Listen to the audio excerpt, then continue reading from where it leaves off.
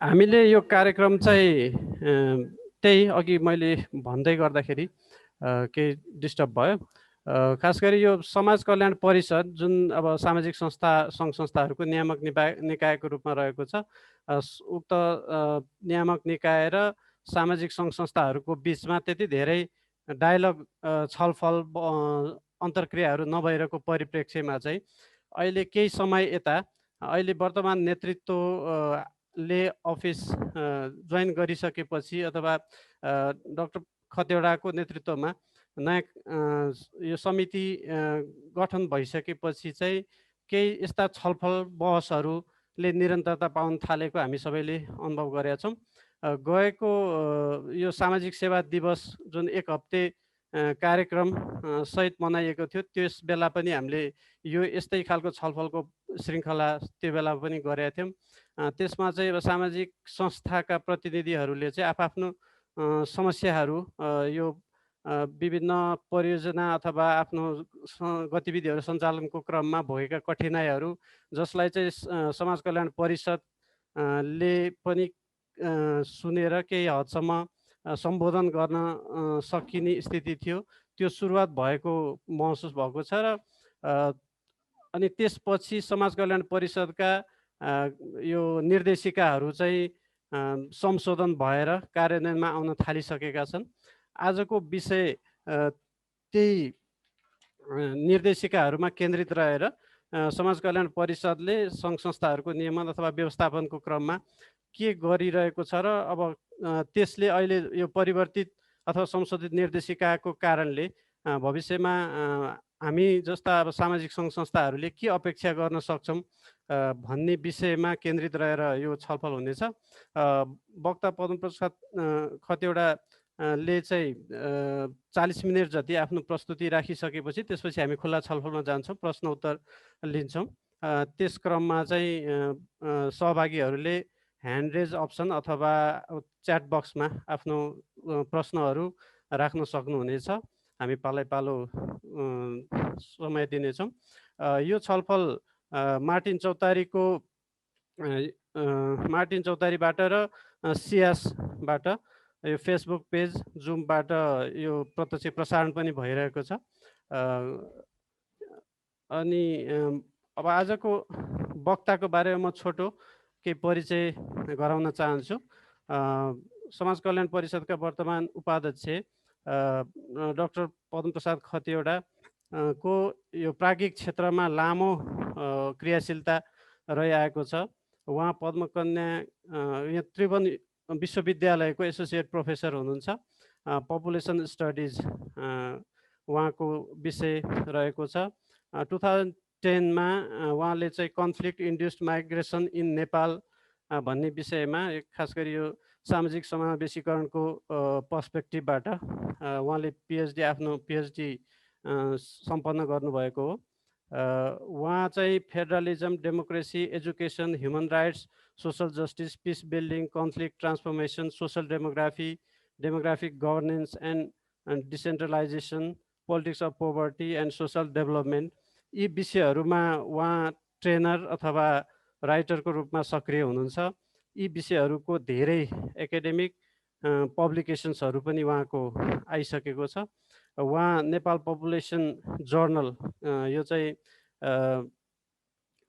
यो population association of नेपालले निकालिरहेको जर्नलको 11 देखि 16 भोल्युमसम्म उहाँ त्यसको एडिटर पनि हुनुहुन्थ्यो। त्यो जर्नल अहिले पनि पछिल्लो अङ्क यो 18 वर्ष यो भोल्युम 18 नम्बर 17 चाहिँ अनलाइन नै एभाइलेबल पनि छ। अब यति भनिसकेपछि म डाक्टर खतिवडालाई आफ्नो प्रस्तुति राखिदिनु हुन अनुरोध गर्दछु।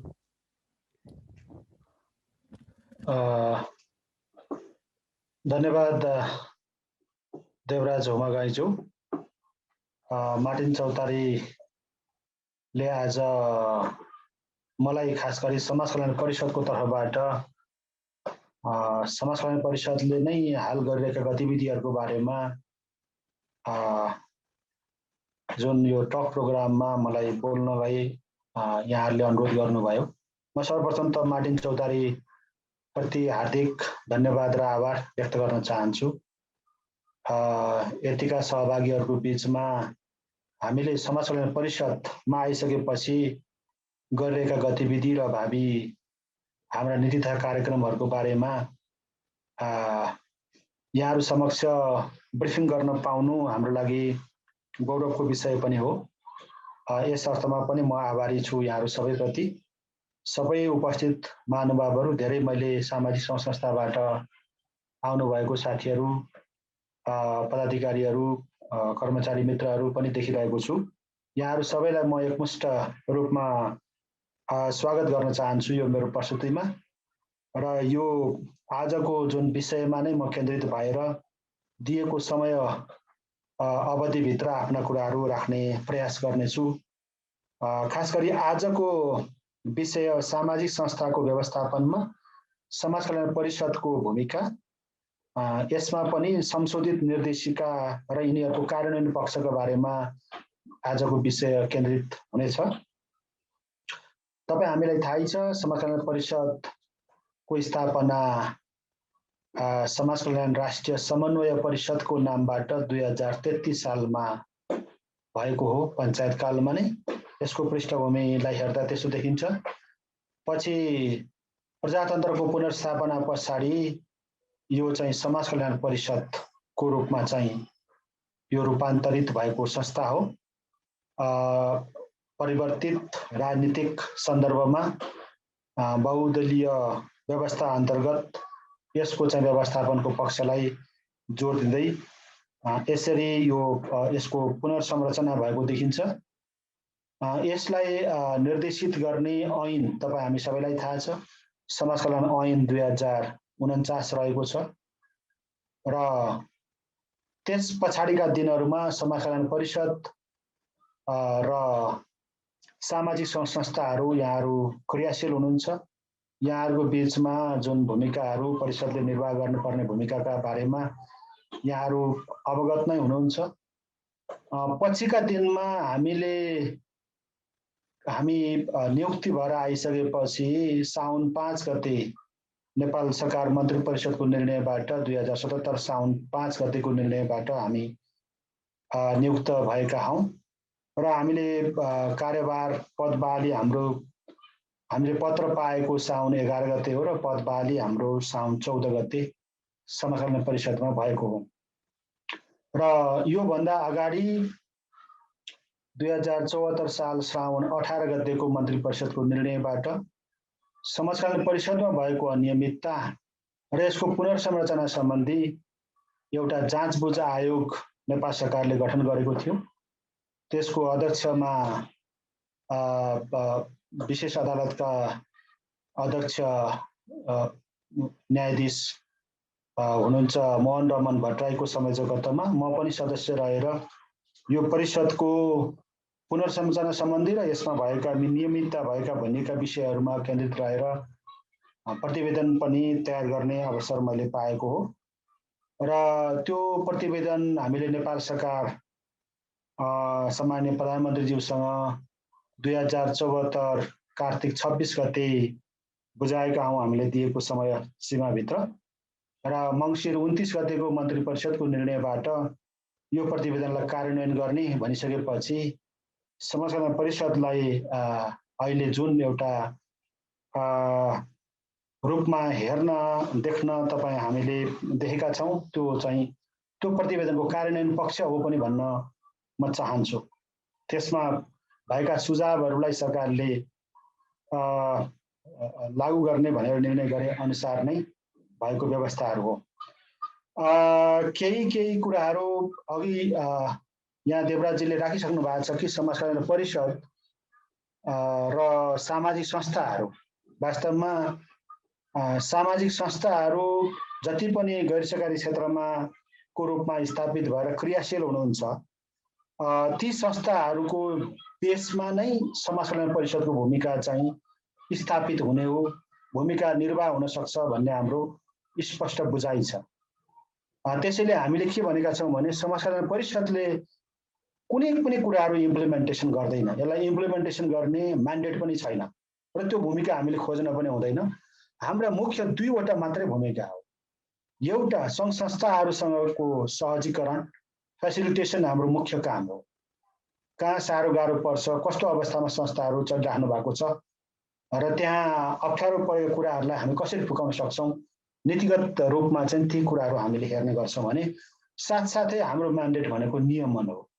नियमन भन्ने साथै संस्थाका नवीकरणका कुराहरू आउँछन्, दर्ताका कुराहरू आउँछन्। दर्तामा पनि हामी त्यति धेरै हाम्रो केन्द्रित हुने हामीसँग चाहिँ म्यान्डेट छैन, किनभने हामी वैदेशिक सहयोगसँग बढी सम्बन्धित हुन्छौँ र वैदेशिक सहयोगबाट परियोजना सञ्चालन गर्ने हरेक संस्थाहरूले समाज कल्याण परिषदमा आएर चाहिँ परियोजनाको एप्रुभल अथवा स्वीकृति लिनुपर्ने हुन्छ र यो स्वीकृति लिने प्रक्रियालाई कसरी सहज र सरल बनाउन सकिन्छ भन्ने बारेमा नै हामी म उपाध्यक्ष, कोषाध्यक्ष, त्यसपछि सदस्य सचिवज्यू र अरू परिषदमा रहनुभएका सदस्यज्यूहरू आइसकेपछि हाम्रो पहिलो ध्यान नै त्यसमा केन्द्रित भयो र हिजोका दिनदेखि नै परिषदमा उठेको एउटा महत्त्वपूर्ण विषय के थियो भन्दाखेरि चाहिँ जुन संस्थाले स्वीकृति दिन्छ परियोजना सञ्चालन गर्नलाई उसैले अनुगमन गर्ने अनि उसैले मूल्याङ्कन गर्ने। यो एक किसिमको अलिकति सङ्गतिमूलक कुरा थिएन भन्ने कुरा उठिरहेको सन्दर्भमा हामी यसलाई कसरी व्यवस्थापन गर्न सकिन्छ भन्ने कुरामा केन्द्रित भयौँ र विभिन्न अन्तर्राष्ट्रिय प्र्याक्टिसहरूलाई पनि हामीले हेऱ्यौँ, केही थियोरिटिकल कन्स्ट्रक्टहरूलाई पनि हामीले यहाँ जोड्न खोज्यौँ र एउटा हामी निष्कर्षमा के पुग्यौँ भन्दाखेरि चाहिँ अनुगमन भनेको नितान्त आन्तरिक हुन्छ र यो एउटा रेगुलर मेकानिजमले दैनिक अथवा नियमित रूपमा गरिने एउटा प्रक्रिया हो भने मूल्याङ्कन चाहिँ के हुनुपर्छ भन्दाखेरि चाहिँ तेस्रो पक्ष गर्नुपर्छ। जसले स्वीकृति दिन्छ उसैले मूल्याङ्कन गर्ने कुरा चाहिँ त्यति युक्तिसङ्गत हुँदैन भन्ने हाम्रो निष्कर्षमा हामी पुग्यौँ। त्यस पछाडि यस कुरालाई एड्रेस गर्ने निर्देशिकाहरू रहेछन् र ती निर्देशिकाहरू हामीले रिभिजिट गर्ने र त्यसको आधारमा संशोधन गर्ने निष्कर्षमा हामी पुग्यौँ। यसरी हामीले निर्देशिकाहरूमा व्यापक स्टेक होल्डरसँग पनि सामाजिक संस्थाहरू खास गरी गैर सरकारी संस्था महासङ्घ लगायतका नेटवर्कहरू, फेकोफोन, डिएनएफ लगायतका संस्थाहरूसँग पनि अरू विभिन्न महासङ्घहरू मैले यहाँ नाम लिन भने सबै महासङ्घसँग हामी छलफल गरेका छौँ। त्यस्तै सामाजिक संस्थाहरूसँग पनि हामीले कन्सल्टेसन गऱ्यौँ। त्यस पछाडि हामीले सहजीकरण गरेर एक किसिमले यसलाई लबिङ गर्ने भूमिकामा हामी सरकारका निकायहरूसँग केन्द्रित हुन्छौँ। हाम्रो सम्पर्क मन्त्रालयको रूपमा रहेको महिला बालबालिका तथा ज्येष्ठ नागरिक मन्त्रालय लगायत अरू मन्त्रालय, जस्तो हाम्रो बोर्डमा चाहिँ महिला बालबालिका तथा ज्येष्ठ नागरिक मन्त्रालयका सहसचिव रहनुहुन्छ, त्यस्तै स्वास्थ्य तथा जनसङ्ख्या मन्त्रालयका प्रतिनिधि रहनुहुन्छ, गृह मन्त्रालयका प्रवक्ता नै हाम्रो बोर्डको सदस्य रहनुभएको छ, त्यस्तै सङ्घीय मामिला तथा सामान्य प्रशासन मन्त्रालयका प्रतिनिधि पनि हामीसँग बोर्डमा रहनु भएको छ, त्यस्तै शिक्षा मन्त्रालयका प्रतिनिधि पनि हामीसँग बोर्डमा रहनु भएको छ। भनेपछि उहाँहरूसँग पनि हामीले समन्वय गरेर यो निर्देशिकाहरूमा चाहिँ संशोधनको गुन्जायस देख्यौँ र यो कुराहरू राखिसकेपछि यसको जस्टिफिकेसनको कुराहरूलाई हामीले अगाडि बढाउने क्रममा यो निर्देशिकाहरूमा हाम्रो समाज कल्याण परिषदको मिति 2077 भाद्र 31 गते त्यतिखेर हाम्रो माननीय मन्त्री समाज कल्याण परिषदका अध्यक्ष पार्वत गुरुङज्यू हुनुहुन्थ्यो। उहाँसँग समन्वय गरेर हामीले चाहिँ यो निर्देशिकामा संशोधन गरेका छौँ। यसरी निर्देशिकाहरूमा संशोधन गरिएका निर्देशिकाहरूमा सङ्घ संस्था आबद्धता तथा नवीकरण सम्बन्धीको निर्देशिका छ, त्यस्तै परियोजना सम्झौता सम्बन्धीको निर्देशिका छ दोस्रो, तेस्रो अनुगमन र मूल्याङ्कन सम्बन्धीको निर्देशिका छ र चौथो र पाँचौँ चाहिँ अन्तर्राष्ट्रिय गैर सरकारी संस्थाहरूको हकमा लागू हुने निर्देशिका छन्। एउटा चाहिँ जिए भनेर हामी भन्छौँ छोटकरीमा, त्यो भनेको जेनरल एग्रिमेन्ट र अर्को चाहिँ पिए भनेर भन्छौँ। पिए भनेको चाहिँ प्रोजेक्ट एग्रिमेन्टको निर्देशिका हो। अन्तर्राष्ट्रिय गैर सरकारी संस्थाहरूले नेपालमा काम गर्ने अनुमति लिनुपर्ने हुन्छ। त्यो अनुमति लिने जुन सम्झौता हो त्यो सम्झौतालाई नि जिए भनेर भनिन्छ, जेनरल एग्रिमेन्ट। त्यो भनेको चाहिँ नेपालमा काम गर्नको लागि उहाँहरूलाई अनुमति छ भन्ने एउटा सम्झौता हो। त्यो चाहिँ 5 वर्षसम्म रहन्छ एकपल्ट सम्झौता गरेपछि। त्यस पछाडि यसको चाहिँ पिरियडिक रूपमा चाहिँ रिन्यू गर्नुपर्ने हुन्छ र साधारण सम्झौता अन्तर्राष्ट्रिय गैर सरकारी संस्थाहरूले गरिसकेपछि त्यसको 90 दिनभित्रमा परियोजना सम्झौता गर्ने तहसम्म पुग्नुपर्ने हुन्छ। कानुनत उहाँहरूले परियोजना ल्याउनु पर्ने हुन्छ। यसको अर्थ त्यो परियोजना चाहिँ यहाँका सामाजिक संस्थाहरू, स्थानीय गैर सरकारी संस्थाहरूलाई छानेर त्यो परियोजना चाहिँ उहाँहरूले सञ्चालन गर्नुपर्ने हुन्छ, जसलाई त्योसँग सम्बन्धित व्यवस्थापन गर्ने जुन निर्देशिका छ यसलाई चाहिँ पिए भनेर भन्छौँ छोटकरीमा। त्यो भनेको चाहिँ प्रोजेक्ट एग्रिमेन्टसँग सम्बन्धित सम्झौता निर्देशिका भनौँ। यिनीहरूमा देखिएका केही कमी कमजोरीहरूलाई हामीले चाहिँ सुधार्न पर्छ भन्ने हिसाबले अगाडि बढाएका छौँ। जस्तो चाहिँ परियोजना सम्झौता गर्दाखेरि इओआई गर्नुपर्ने हुन्छ। खास गरी अन्तर्राष्ट्रिय गैर सरकारी संस्थाहरूले इओआई भनेको चाहिँ एक्सप्रेसन अफ इन्ट्रेस्ट कल गर्नुपर्छ, पब्लिक नोटिस गर्नुपर्छ, रिकग्नाइज्ड मिडियामा चाहिँ त्यो आएको हुनुपर्छ। खास गरी प्रिन्ट मिडिया नै प्रयोग हुने गर्छ बढी, त्यो आउनुपर्छ भन्ने छ। र सङ्घ संस्थाहरूलाई उहाँहरूले प्रपोजल आह्वान गर्नुपर्ने हुन्छ र हाम्रा डोमेस्टिक संस्थाहरूले त्यो प्रपोजलमा बिडिङ गर्नुहुन्छ र त्यसको आधारमा प्रतिस्पर्धाका आधारमा चाहिँ परियोजना सम्झौताको प्रोसेस चाहिँ अगाडि बढ्छ। यसमा समाजकल्याण परिषदले त्यो प्रक्रियागत रूपमा हेर्छ। समाजकल्याण परिषदले चाहिँ त्यसमा त्यो कसरी कुन संस्थालाई छान्नुभयो, किन त्यसलाई छान्नुभयो भन्ने कुरा चाहिँ उसले त्यसरी उठाउँदैन र त्यो उठाउने विषय पनि होइन, किनभने हामीले यो स्वायत्तताको कन्सेप्टबाट पनि त्यो कुराहरूलाई चाहिँ मध्यनजर राख्नुपर्ने हुन्छ। तर हामी प्रक्रियागत रूपमा त्यो मिलेन भन्ने कुरा चाहिँ उहाँहरूले परियोजना सम्झौताका लागि आउँदाखेरि संस्थाहरूको सेलेक्सन गरेर आउनुहुन्छ। त्यो संस्था सेलेक्सनको प्रोसेस मिलेको छ छैन भनेर हामी चाहिँ हेर्ने गर्छौँ त्यतिखेर।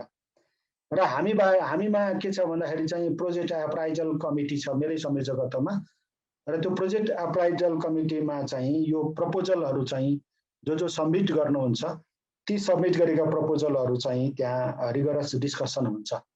कतिपय कुराहरू नमिलेका कुराहरू छन् भनेदेखि, खास गरी नमिल्ने भन्ने चाहिँ के हुन्छ भन्दाखेरि जस्तो अब राष्ट्रिय सरकारको प्राथमिकता कतापट्टि छ त्यहाँ फाइन ट्युन हुन सक्यो सकेन, त्यसको लिङ्केज छ कि छैन भन्ने हिसाबले हामीले हेर्ने गर्छौँ।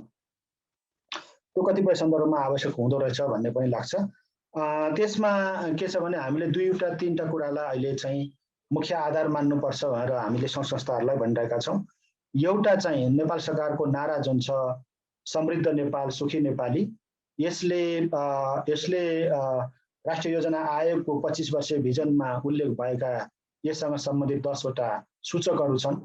भनेपछि हरेक संस्थाहरूले परियोजना लेख्दाखेरि चाहिँ त्यो समृद्ध नेपाल सुखी नेपाली लाई मध्यनजर गरेर कुन सूचकलाई उहाँहरू कन्ट्रिब्युसन गर्न चाहनुहुँदो रहेछ त्यो कुरा उल्लेख भयो भने अलिकति सामाजिक क्षेत्रबाट गरिएको कन्ट्रिब्युसन चाहिँ सरकारको नीति तथा कार्यक्रममा पनि पर्छ भन्ने हाम्रो बुझाइ छ र हामीले यति कन्ट्रिब्युसन गर्न सक्छौँ र गऱ्यौँ भएर हामी त्यो क्लेम पनि गर्नुपर्छ सामाजिक क्षेत्रले भन्ने हाम्रो बुझाइ रहेको छ।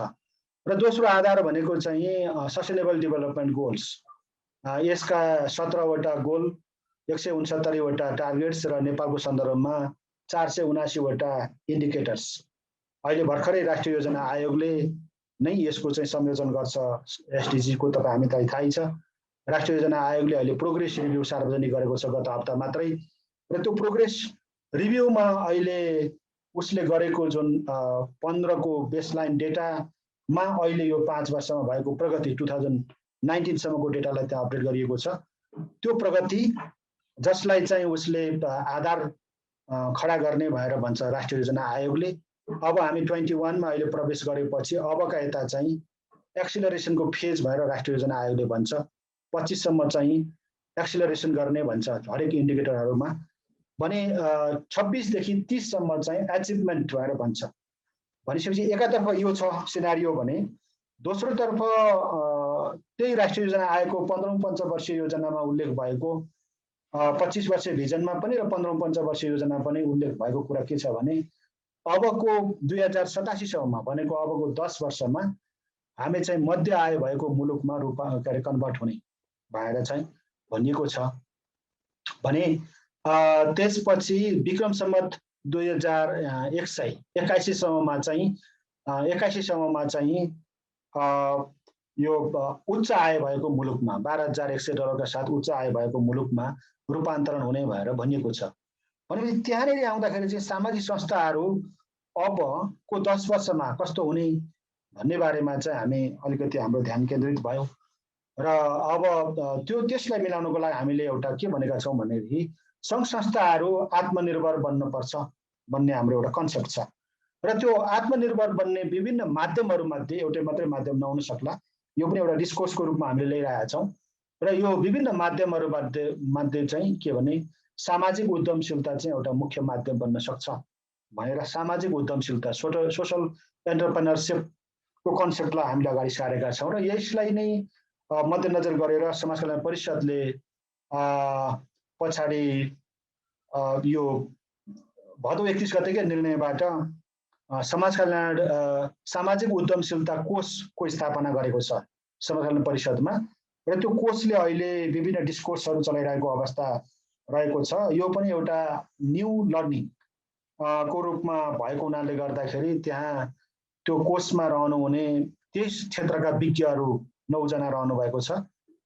त्यो विज्ञहरूले त्यहाँ काम गरिराख्नु भएको छ र त्यो आधारबाट सङ्घ संस्थाहरूलाई कसरी आत्मनिर्भर बनाउन सकिन्छ भन्नेतर्फ हाम्रो ध्यान केन्द्रित भएको छ र त्यसमा हामीले अहिले मुख्य नेपाल सरकारको यो आर्थिक वर्षमा नै घोषणा भएको निथा कार्यक्रममा उल्लेख भएको एकीकृत सामाजिक विकास ऐन, यो पनि मैले यहाँ उल्लेख गरेँ भने त्यो एकीकृत सामाजिक विकास ऐन चाहिँ हाम्रो लागि एउटा अवसर हुन सक्छ। यो सन्दर्भमा मैले गाँस्न खोजेँ किनभने अहिलेसम्म सामाजिक संस्थाहरूलाई चाहिँ गैर नाफामूलक संस्थाको रूपमा परिभाषित गरिएको छ र गैर नाफामूलक नै हामीले चाहिँ बन्नुपर्छ भन्ने अहिलेसम्मको नीति कानुनहरूले भन्ने गर्छ। तर यसो गर्दाखेरि के हुने रहेछ भन्दाखेरि हिजो कुनै बेलामा सामाजिक संस्थाहरू हामीले देखिरहेका छौँ, कतिको अरबौँको वार्षिक ट्रान्ज्याक्सन पनि हामीले देखेका छौँ।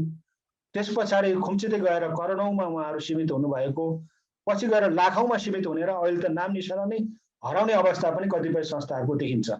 किन त्यस्तो भयो त भन्दाखेरि चाहिँ गैर नाफामूलक भन्ने जुन छ के अरे अहिलेसम्मको प्रावधान कानुनी मान्यता छ, त्यो कारणले गर्दा नाफा आर्जनै गर्न नपाउने भएपछि जति पनि प्रोजेक्ट मात्रै सञ्चालन गर्ने भयो भनेपछि सङ्घ संस्थाहरूको त्यो क्रेडिबिलिटीको कुरामा पनि त्यसै पनि क्वेसन हुने हो कि भन्ने हाम्रो बुझाइ छ र त्यतिका लगानी गर्नुभएका सामाजिक क्षेत्रका अभियन्ताहरूको पनि त्यो अभियान पनि पछि गएर चाहिँ निरर्थक बन्ने हो कि भन्ने कुरामा हामी एकदमै संवेदनशील छौँ एकातर्फ भने। अर्कोतर्फ चाहिँ अबको 10 वर्षमा हामी मध्य आय भएको मुलुक बनिराख्दाखेरि हामीले वैदेशिक सहयोग यही अनुपातमा पाइराख्छौँ भन्ने कुरा पनि रहेन। भनेपछि अहिले नै यो दीर्घकालीन सोचका साथ हामीले अगाडि बढ्नुपर्छ भनेर हामीले 42 बुँदे निथा कार्यक्रम सार्वजनिक गरेका छौँ।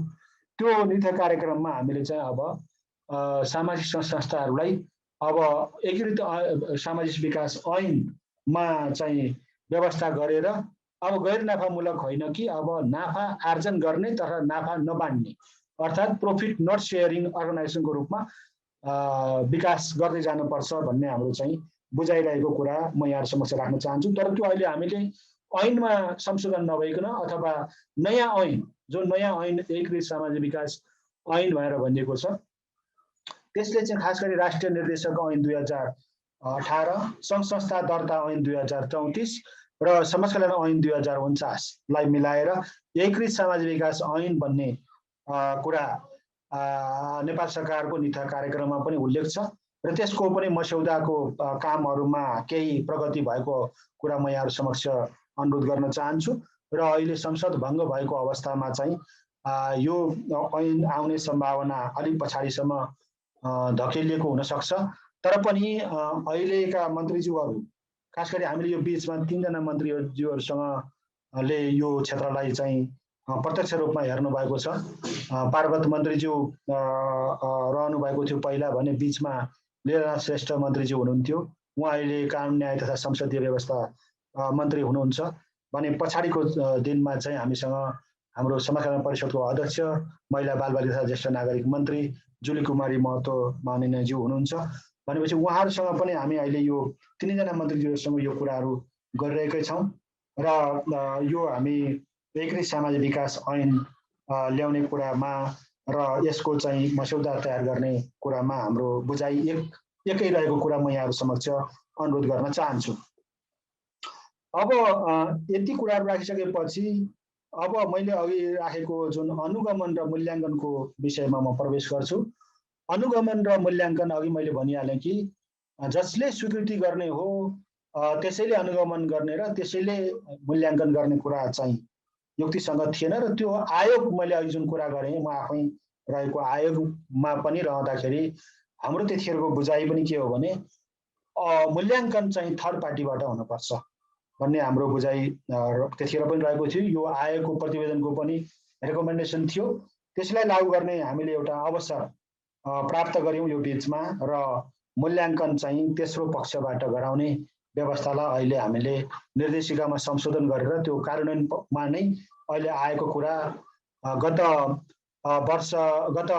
के अरे बिहिबारमा चाहिँ हामीले प्रधानमन्त्री कार्यालयमा प्रधानमन्त्रीज्यूको निजी निवास बालुवाटारमा प्रधानमन्त्रीज्यूकै उपस्थितिमा अघि मैले भनेका तीनैजना माननीय मन्त्रीज्यूहरू त्यस पछाडि सहकुलपति प्रधानमन्त्रीज्यू कुलपति हुनुभयो, सहकुलपति शिक्षा मन्त्रीज्यूको पनि उपस्थितिमा हामीले 5 वटा युनिभर्सिटीहरूसँग त्रिभुवन विश्वविद्यालय, नेपाल संस्कृत विश्वविद्यालय, त्यस्तै काठमाडौँ विश्वविद्यालय, पूर्वाञ्चल विश्वविद्यालय र मध्यपश्चिमाञ्चल विश्वविद्यालय 5 वटा विश्वविद्यालयहरूसँग 1 करोडसम्मका परियोजनाको लागत भएका हामीसँग स्वीकृति लिएका परियोजनाहरूको चाहिँ सङ्घ संस्थाले स्वीकृति लिएका परियोजनाहरूको फाइनल इभ्यालुएसन अब विश्वविद्यालयका विद्यार्थीहरू मार्फत गराउने भएर हामीले यो एमओयू साइनिङ कार्यक्रम पनि भएको कुरा मिडियामा आइसकेको छ। तपाईँहरूले थाहा पनि पाइसक्नु भएको छ र यो व्यवस्था हामीले गरेका छौँ जुन मैले तेस्रो पक्ष मूल्याङ्कन भनेको थिएँ।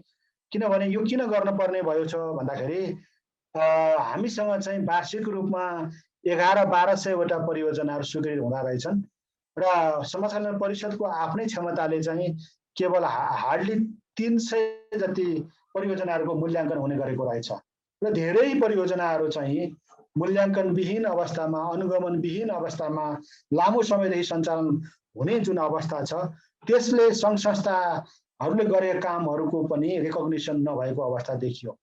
भनेपछि त्यो रिकग्निसन पनि इस्टाब्लिस गर्ने एकातर्फ भने कतिपय आउट अफ ट्र्याकमा गएका प्रोजेक्टहरू छन् भने तिनलाई इन ट्र्याक गर्ने कुरामा पनि अनुगमनले के हदसम्म सहयोग पुर्याउँछ र मूल्याङ्कनले पनि त्यसलाई चाहिँ खबरदारी गर्छ भन्ने हिसाबले यो व्यवस्था गरिएको हो र अहिले यो व्यवस्थाले 1 करोडसम्मका परियोजनाहरू विश्वविद्यालयका विद्यार्थीहरूलाई मार्फत गराउँदाखेरि 587 वटा परियोजनाहरूको चाहिँ मूल्याङ्कन हुने यो वर्ष नै हामीले देखेका छौँ र यसमा विद्यार्थीहरूको सेलेक्सन गर्ने आधार पनि हामीले स्पष्ट पारिसकेका छौँ। त्यो भनेको स्नातकोत्तर तह वा सोभन्दा माथि अध्ययन गर्ने यी 5 वटा विश्वविद्यालयहरू। अब यहाँनिर अहिले कुरो उठिसकेको छ किन 5 वटा विश्वविद्यालयहरू मात्र गरिएको, किन हामीसँग त 11 वटा विश्वविद्यालयहरू छन्, त्यस्तै हामीसँग डिम्ड युनिभर्सिटीहरू पनि छन् अनि प्रदेश विश्वविद्यालयहरू पनि अहिले खुलिरहेको अवस्थामा भन्ने कुरा आएको छ। यो चाहिँ हामीले क्रमशः गर्दै जाने भनेर हामीले भनेका छौँ र हामी क्रमशः यसलाई सबै विश्वविद्यालयहरूमा यो एमओयू साइन गर्ने कुरालाई चाहिँ हामी अगाडि बढाउँछौँ।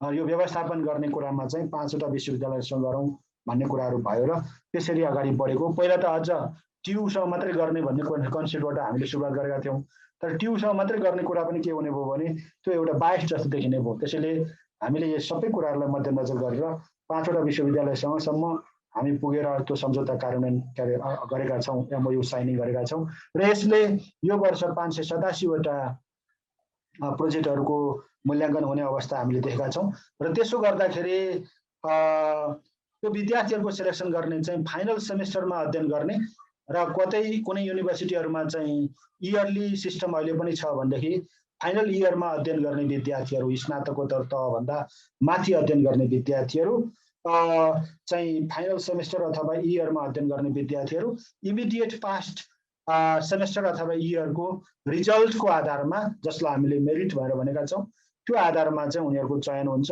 विश्वविद्यालयहरूले हामीलाई लिस्ट उपलब्ध गराउनुहुन्छ। त्यो लिस्टका आधारमा हामी विद्यार्थीहरूलाई यो परियोजनाको मूल्याङ्कन गर्ने कुरामा चाहिँ खटाउने उहाँहरूको एक्सपर्टिजको आधारमा पनि त्यो लागू हुने भयो। यी आधारबाट हामीले यो व्यवस्था गरेको कुरा म यहाँहरू समक्ष अनुरोध गर्न चाहन्छु। र अर्को चाहिँ 1 करोडभन्दा माथिको परियोजनाहरूको लागि हामीले गत महिनादेखि नै हामीले EY कल गऱ्यौँ। खास गरी निर्देशिकामा संशोधन गरेका छौँ। यो अनुगमन र मूल्याङ्कनको निर्देशिका छ, त्यसमा संशोधन गरेर व्यवस्था गरिए अनुसार चाहिँ अहिले हामीले EY कल गऱ्यौँ। EY भनेको expression of interest for those who are interested in involving in the evaluation of the projects, उहाँहरूलाई चाहिँ हामीले आह्वान गऱ्यौँ। र यसमा निर्देशिकामा हामीले गरेको व्यवस्था के छ भने विज्ञ समूह वा कन्सल्टिङ फर्म भनेर भनेका छौँ।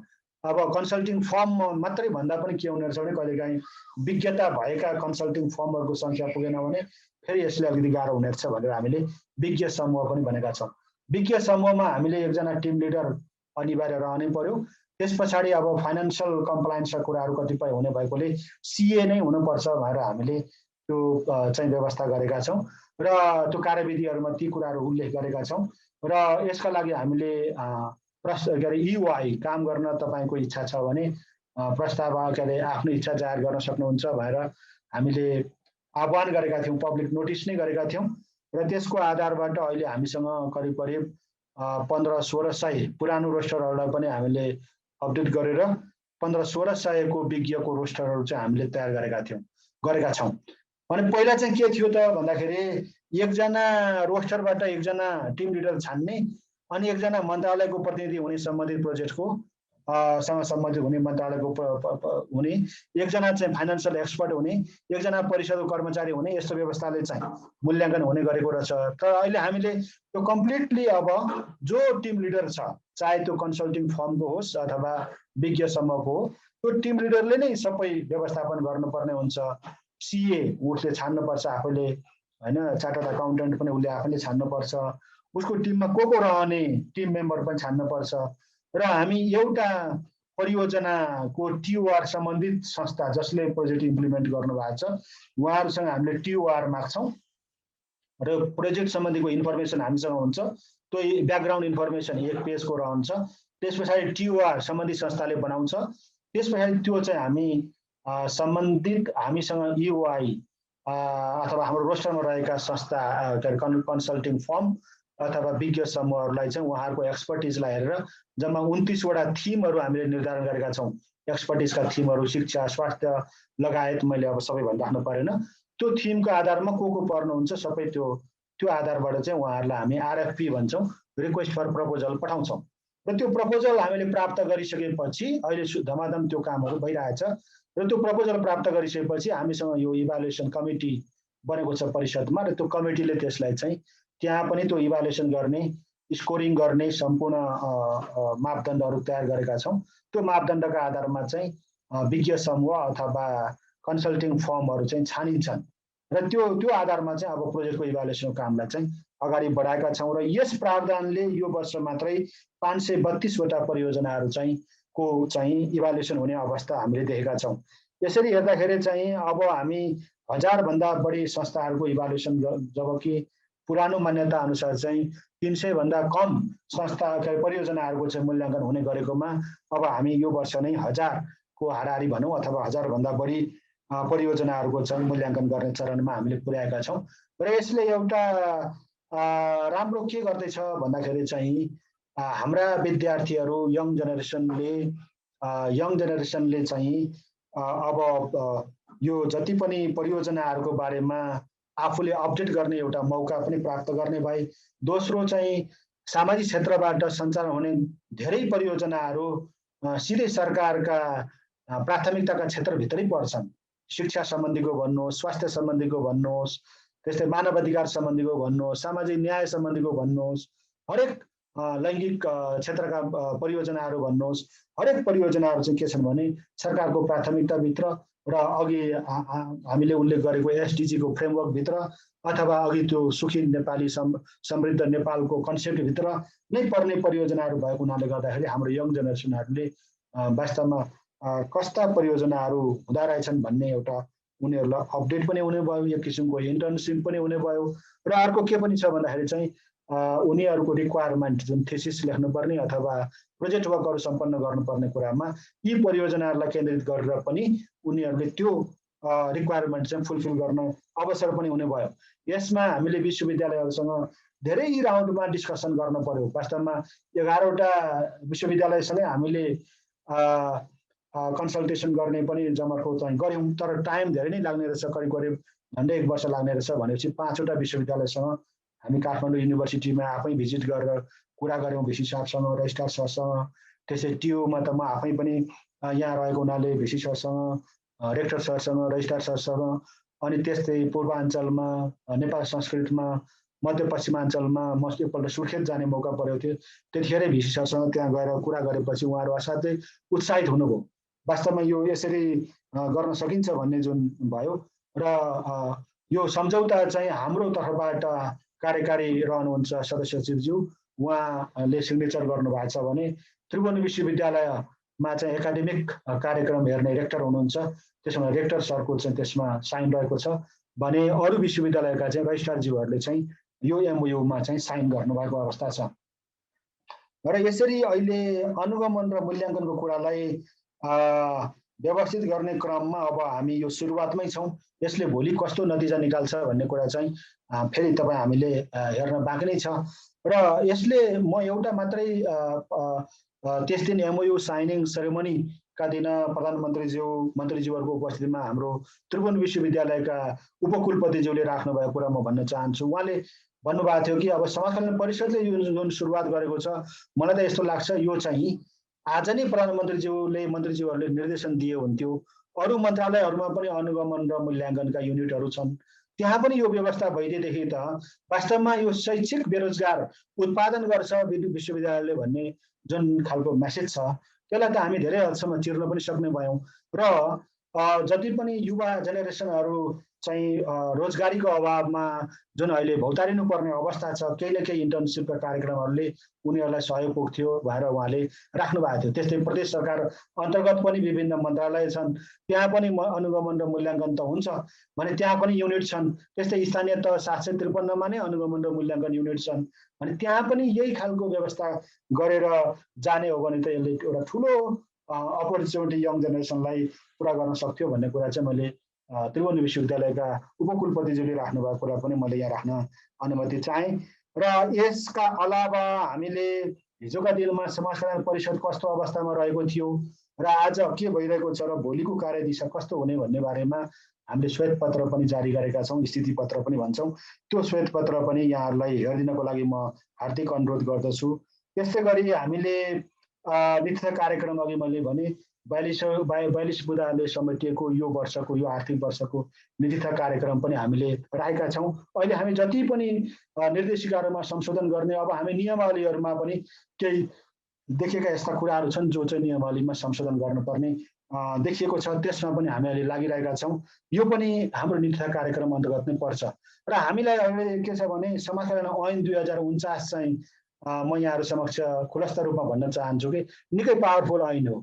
जस्तो कुनै कार्यविधि तयार गर्दा, संशोधन गर्दा अथवा निर्माण गर्दा अथवा नियमावली नै बनाउँदा पनि हामीले सामाजिक उद्यमशीलता जुन नियमावली बनायौँ अथवा त्यसमा कुनै संशोधन गर्नुपर्दा यी निर्देशिकाहरूमा निर्माण गर्ने अथवा संशोधन गर्ने कुरामा हामीले समाजकल्याण परिषदको बोर्डले नै यसलाई सम्पूर्ण कामहरू गर्न सक्ने हैसियत हामीलाई समाजकल्याण ऐन 2049ले दिएको छ। त्यसो हुँदाखेरि अरू क्षेत्रमा हेर्नुभयो भने चाहिँ एउटा कार्यविधि बन्नको लागि पनि, निर्देशिका बन्नको लागि पनि क्याबिनेटसम्म पुग्नुपर्ने अवस्था छ भने हाम्रो यो समाजकल्याण ऐन चाहिँ यति धेरै पावरफुल रहेछ भनेर हाम्रो अहिले रियलाइजेसन भएको छ। र पछिका दिनहरूमा चाहिँ समाजकल्याण परिषदले आफ्नो स्कोपलाई कसरी खुम्च्यायो त्यो तपाईँ हामी आफैले यो अब्जर्भेसन पनि गरिरहेका हौँला। तर समाजकल्याण ऐनको 2049 को प्रस्तावना मात्र हेऱ्यौँ भने वास्तवमा समाजकल्याण परिषद चाहिँ केवल परियोजना स्वीकृति गर्ने, मूल्याङ्कन गर्ने र अनुगमन गर्ने मात्र निकाय होइन। यो प्रस्तावनाले यति धेरै कुराहरू प्रस्तावनाले उल्लेख भएको कुराहरू छ त्यो हामीले कार्यान्वयन गर्न नसकेको पक्ष छ। तर पनि त्यसलाई सम्बोधन गर्नुपर्छ भनेर हामीले खास गरी आधारभूत तहमा नै हाम्रा परियोजनाहरूलाई चाहिँ कसरी केन्द्रित गर्न सकिन्छ त भन्ने बारेमा हामीले परिषदमा धेरै छलफलहरू गऱ्यौँ र हामी एउटा कार्य समूहको अवधारणाबाट अगाडि बढ्नुपर्छ भन्ने कुरालाई अहिले हामीले स्थापित गरेका छौँ। र ती कार्य समूहहरूको नियमित रूपमा चाहिँ अहिले बैठक गर्ने, एकअर्काका अनुभवहरू चाहिँ साटासाट गर्ने, त्यसका आधारमा सिनर्जी मेकिङको आधारबाट चाहिँ फर्दर पोलिसी प्रोग्रामहरू निर्माण गर्ने कुराहरूमा हाम्रो ध्यान केन्द्रित भइरहेको छ। यी 7वटा कार्य समूहहरूमा चाहिँ जस्तो सहयोगापेक्षी मानव उद्धार सहयोग भनेर भनेका छौँ एउटा, त्यस्तै महिला हिंसा विरुद्धको कार्य समूह भनेर भनेका छौँ। तपाईँ हामीलाई थाहा छ अहिले बलात्कारका घटनाहरू कसरी बढिरहेका छन्, महिला हिंसा, महिलाको चाहिँ हत्या, बालिकाहरूको खास गरी कपिलवस्तु घटना भन्नुहोस्, बैतडीको घटना भन्नुहोस्, भागीरथी भट्टको घटना तपाईँ हामी सबैले सम्झिरहेका छौँ, पहिलाको निर्मला हत्याकाण्डको कुरा तपाईँ हामी सबैलाई थाहा छ। अनि यो क्षेत्रमा हामीसँग परियोजना स्वीकृत गर्ने यस्ता खालका परियोजनाहरूले कहाँनिर हामी कन्ट्रिब्युसन गर्न सक्छौँ भनेर यो महिला हिंसा विरुद्धको कार्य समूहको बैठकहरू हामीले नियमित गरिरहेका छौँ। आज मात्रै अघि फर्स्ट आवरमा यो बैठक हाम्रो भएको छ र अब त्यहाँ अहिले जुन के अरे पर्पिटेटर पीडकहरू पत्ता लगाउने कुरामा बैतडीमा चाहिँ जुन अहिले पनि डिले भइरहेको अवस्था छ त्यसको बारेमा चाहिँ हामीले फ्याक्ट फाइन्डिङ गर्ने भनेर संस्थाहरूले त्योसँग सम्बन्धित संस्थाहरूले भन्नुभएको छ। त्यसलाई हामी सहजीकरण गरिरहेका छौँ। कपिलवस्तु घटनालाई पनि फ्याक्ट फाइन्डिङको तर्फबाट लिएर आउने भन्ने कुराहरू गरिरहेका छौँ र यो बुलेटिनहरू बनाएर यसलाई प्रकाशन पनि गरी जाने कुराहरू पनि यसमा चाहिँ राखिरहेका छौँ। यस्तै अर्को कार्य समूह चाहिँ मानव बेचबिखन विरुद्धको पनि छ, आपतकालीन उद्धार सम्बन्धीको कार्य समूह पनि छ, सांस्कृतिक हानिकारक विरुद्धको कार्य समूह पनि छ, जातीय भेदभाव तथा छुवाछुत विरुद्धको कार्य समूह पनि छ। यो एकदमै के भने पिपलसँग डाइरेक्ट कन्ट्याक्टमा जाने एउटा माध्यम र वास्तवमा जहाँ जसको समस्या एकदमै पेचिलो भएर गइरहेको छ त्यो क्षेत्रमा पुग्ने एउटा सिधै लिङ्क इस्टाब्लिस गर्ने किसिमले केही कन्ट्रिब्युसन गरौँ भन्ने हिसाबले समाज कल्याण परिषदले यी कार्य समूहहरू चाहिँ निर्माण गरेको कुरा पनि म यहाँहरू समक्ष राख्न चाहन्छु। र अर्को हामीले यो वर्ष नै एउटा कन्सेप्ट जति पनि अघि मैले भने प्रोजेक्ट अप्राइजल कमिटी मेरै संयोजकत्वमा छ, जति पनि संस्थाहरूले परियोजना लिएर आउनुहुन्छ हामीले अहिले यसो हेर्दाखेरि के भइरहेछ भने जस्तो कुनै एउटा संस्थाले अस्ति लिएर आउनुभयो 16वटा जिल्लामा काम गर्छु भनेर भन्नुभयो। भन्नाले एउटा अवस्था थियो हिजोका दिनमा जति धेरै जिल्लामा काम गर्यो यति राम्रो संस्था भन्ने खालको बुझाइ पनि थियो। तर अब यो चाहिँ हामीले अहिले यो न्यारेटिभलाई हामीले चेन्ज गर्नुपर्छ भनेर भनेका छौँ र अब अहिले चाहिँ यसलाई चाहिँ क्लस्टरिङ र एडजोइनिङ कन्सेप्ट बरु एउटा जिल्लामा जानुहोस् र त्यो जिल्लामा रहेका सम्पूर्ण पालिकाहरू कभर गरिदिनुहोस्। तपाईँ 16 जिल्लामा जानु पर्दैन, अर्को जिल्लामा अर्को संस्था जानुहुन्छ अथवा तपाईँ त्यो प्रोजेक्ट अर्को लिएर आउनुहुन्छ भने त्यसको एडजोइनिङ जिल्लामा जानुहोस् भनेर हामीले चाहिँ अहिले रिक्वेस्ट गरिरहेको अवस्था छ। तर कतिपय के छ भन्दाखेरि चाहिँ अहिले परियोजनाहरू उहाँहरूले डोनरसँग एग्रिमेन्ट गरेर ल्याइसकेको अवस्थामा गाह्रो पनि छ। तर अबदेखिको यो सिस्टम मात्रै हुन साथै आगामी दिनमा हामी यसलाई चाहिँ यो डिस्कोर्सलाई अगाडि बढाएर यो न्यारेटिभ चेन्ज गर्न सक्यौँ भने वास्तवमा नतिजामुखी कार्यक्रमहरू सञ्चालन गर्न यसले केही हदसम्म सहयोग पुग्छ कि भन्ने हाम्रो बुझाइ छ। त्यस्तै अर्को चाहिँ राष्ट्रिय योजना आयोगसँग हामीले सल्लाह गरिरहेका छौँ कि राष्ट्रिय प्राथमिकताको क्षेत्र नै तोक्ने हो कि भूगोल र विषयवस्तुका आधारमा चाहिँ यो तोक्न सकियो भने पनि परियोजना लेखनका कार्यमा नै यसले एउटा सहयोग पुर्याउँछ भन्ने हिसाबले पनि हामी सरसल्लाह गरिरहेका छौँ। र यही बिचमा महिला मन्त्रालयको आदरणीय सचिवज्यूसँग पनि हामी सल्लाहमा अहिले गरिरहेका छौँ। एउटा डोनर्स कम्युनिटीको पनि मिटिङ बोलाएर हामीले अब यो कतिपय सन्दर्भमा के हुँदो रहेछ भने सङ्घ संस्थाले प्रपोजल हाल्दाखेरि नै डोनरले भनेको ठाउँमा हाल्नुपर्ने अवस्था र 16वटा जिल्लाको जुन अघि कन्सेप्ट भनियो जस्तो उहाँको एउटा इलाम छ भने अर्को चाहिँ धनुषा छ, तेस्रो चाहिँ दार्चुला छ, चौथो चाहिँ मुगु छ, यसरी छरिएर अब रहेको अवस्थामा छ कि त्यो एक्टिभिटीले चाहिँ के भन्दाखेरि खासै आउटपुट दिँदैन कि भन्ने हिसाबले यो नेसनल प्रायोरिटाइजेसनको सेक्टर पनि तोक्ने कुराहरूलाई पनि हामीले अघि ध्यानमा राख्नुपर्छ भन्ने छ। र यति कुराहरू राखिसकेपछि हामीले अघि यहाँ देवराजीले जुन भन्नुभयो मार्टिन चौतारीको तर्फबाट कि 41औं सामाजिक सेवा दिवस हामीले मनाइराख्दाखेरि एउटा नारा कोइन गऱ्यौँ कि त्यो सामाजिक क्षेत्र राष्ट्रिय गौरव आजको प्राथमिकता, समृद्धि र सुखका लागि सामाजिक रूपान्तरण र उद्यमशीलता भन्ने जुन नारा थियो त्यसमा हामीले लगभग 800 वटा इभेन्ट्सहरू चाहिँ विभिन्न अनलाइन बैठकहरू गरेर चाहिँ वास्तवमा सामाजिक क्षेत्रका समस्याहरू के छन् ती समस्याहरू हामीले बुझ्ने प्रयास गरेका थियौँ र तिनकै आधारबाट अहिले अगाडि बढिरहेको कुरा म यहाँहरू समक्ष राख्न चाहन्छु भने 1100-1200वटा परियोजनाहरू स्वीकृत हुँदै गर्दाखेरि चाहिँ वास्तवमा हामीले कन्ट्रिब्युसन कहाँनिर गर्न सक्यौँ त भन्ने बारेमा हामीले अलिकति गहन रूपले कसरी यसलाई प्रस्तुत गर्न सकिन्छ भन्ने कुरामा केन्द्रित भएका छौँ र एउटा बुझाइ के छ भने हामी जस्तो विभिन्न संसद अहिले त भङ्ग भएको अवस्था छ संसदीय समितिहरू छन् समितिहरूले हामीलाई बोलाउनुहुन्छ र हामीलाई चाहिँ एउटा समितिले हामीलाई बोलाउनु भएको थियो र त्यहाँ हामी प्रस्तुत हुँदाखेरि उहाँहरूको एउटा बुझाइ के रह्यो मान्य सांसदज्यूहरूको भन्दाखेरि चाहिँ यो सामाजिक संस्थाले गर्ने हरेक कामहरू चाहिँ हेऱ्यो भने यो एउटा पूजाको प्रसाद जस्तो छ हैन पूजा लगायो प्रसाद खायो एकदम मिठो हुन्छ तर यसले छाक टरेन भन्ने उहाँहरूको कुरा थियो त्यति भनेपछि हामीले यसलाई कसरी चाहिँ व्यवस्थापन गर्ने होला के त पूजाको प्रसाद मात्रै हो त हामीले गरेको कामहरू भन्ने कुरामा हामी चाहिँ बढी केन्द्रित भयौँ र हामीले अहिले अब 42औं सामाजिक सेवा दिवस मनाउँदाखेरि चाहिँ अलिकति फरक ढङ्गबाट कसरी मनाउन सकिन्छ भन्ने बारेमा हामी योजनाहरू बनाइरहेका छौँ त्यो सन्दर्भमा हाम्रो एउटा बुझाइ के रह्यो भने हामी सङ्घ संस्थाहरूले जति पनि कार्यक्रमहरू गर्छौँ त्यसका प्रोजेक्ट पनि इङ्ग्लिसमा हुँदा रहेछन् हैन त्यसको चाहिँ रिपोर्टहरू पनि इङ्ग्लिसमा हुने डोनर्सलाई बुझाउने रिपोर्ट मात्रै बढी हामी केन्द्रित हुँदा रहेछौँ भन्ने हाम्रो बुझाइ रह्यो त्यसैले अघि हामीले जुन मेकानिजमबाट इभ्यालुएसन गर्ने कुरालाई अगाडि बढाएका छौँ त्यो इभ्यालुएसनको जसले जुन टिम लिडरहरूले त्यो रिपोर्ट दिनुहुन्छ विद्यार्थीहरूले दिने रिपोर्टमा पनि कमसेकम 2 पेजमा उहाँहरूले नेपालीमा त्यो रिपोर्टको सारांश चाहिँ नेपालीमा लेखेर दिनुहोस् भनेर हामीले त्यो निर्देशिकामा राखिदिएका छौँ र हामी त्यो म्यान्डेटरी नै बनाउँछौँ र अर्को सम्पूर्ण सामाजिक संस्थाहरूलाई हामी अब तुरुन्तै आह्वान गरेका छौँ यहाँ रहनुभएका सामाजिक संस्थाहरूलाई पनि हामी आह्वान गरिरहेका छौँ कि हामीसँग प्रोजेक्ट एप्रुभल गर्न आउने संस्थाहरूलाई नै हामीले भनिरहेका छौँ कि यहाँहरूले गरेको कामको 2 पेजमा हामीलाई नेपालीमा लेखेर दिनुहोस् र त्यो 2 पेजमा लेखेको कुराहरूलाई चाहिँ हामी व्यवस्थित गरेर 100 बेस्ट प्रोजेक्ट्स अफ नेपाल भनेर 42औं सामाजिक सेवा दिवसको उपलक्ष्यमा भनेको 78 सालको असोज 6 गते हामी त्यो चाहिँ समाज कल्याण परिषदले नै प्रकाशन गरेर त्यसलाई चाहिँ व्यवस्थित गरेर चाहिँ त्यो चाहिँ एउटा डिसेमिनेसनमा लान्छ र यो डिसेमिनेसन गर्ने क्रममा माननीय सांसदज्यूहरूलाई मन्त्रीज्यूहरूलाई राजनीतिक पार्टीका नेताहरूलाई हामी चाहिँ के भन्दाखेरि त्यो वितरण गरिसकेपछि के हदसम्म यसको एउटा कन्ट्रिब्युसन भन्ने पनि हाम्रो बुझाइरहेको छ र यति कुराहरू राखेर अब यहाँहरूका थप जिज्ञासाहरू रहेमा क्वेसनहरू रहेमा त्यसमा म केन्द्रित हुने अनुरोध गर्दै अहिलेलाई म यहाँबाट बिदा हुन्छु धन्यवाद हुन्छ अलिकति चाहिँ अब धेरै हामी संस्थाहरूको प्रतिनिधिको अलिकति एक्सपेक्टेसन चाहिँ सरले अब त्यो निर्देशिकाहरूमा अब अनुगमन मूल्याङ्कनको अलिक बढी कुरा भयो तर अब यो वैदेशिक सहयोग स्वीकृति सम्बन्धी निर्देशिकाको पनि थोरै त्यसले अब जुन खालको समस्या जस्तै अलिकति धेरैको बुझाइ चाहिँ के छ भने अलिकति बढी ब्युरोक्रेटिक भयो कागजी कुराहरूमा बढी अल्मलिन पर्यो संस्थाहरू भन्ने पर्सपेक्टिभबाट त्यो चिन्ता जाहेर भइरहेको सन्दर्भमा यसले अहिले नयाँ जुन निर्देशिकाहरू एमेन्ड भयो त्यो चाहिँ त्यसले कसरी एड्रेस गर्छ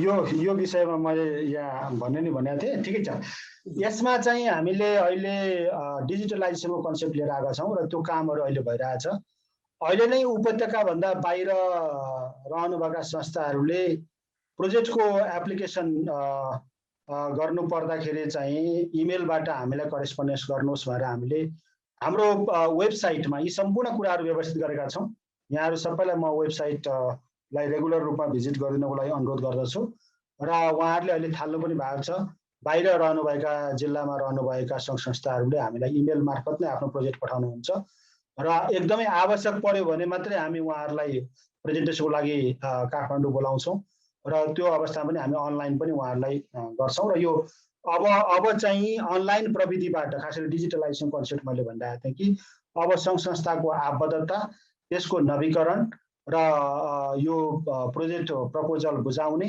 अनि त्यस पछाडि जुन क्वार्टरली रिपोर्टहरू छन् सेमी एनुअल रिपोर्ट भन्ने भन्छ त्यहाँ सेमी एनुअल रिपोर्टहरू यो चाहिँ सम्पूर्ण डिजिटलाइजेसनको कन्सेप्टबाट अगाडि बढ्दैछ त्यो सफ्टवेयर तयार हुँदैछ र त्यो भनेको चाहिँ यहाँहरूले जो संस्थाहरूले बुझाउनुहुन्छ त्यो बुझाइसकेपछि त्यसलाई चाहिँ के भने यताबाट हामीले एप्रुभ गर्ने अटोमेसनमै जाने भनेका छौँ त्यो अटोमेसन कतिको सम्भव हुन्छ हेरौँ उहाँहरूले काम गर्दै हुनुहुन्छ त्यो अटोमेसनमा गएपछि चाहिँ मलाई लाग्छ धेरै हदसम्म तपाईँले भन्नुभएको समस्या चाहिँ लाई सम्बोधन गर्न सकिन्छ भन्ने मलाई लाग्छ।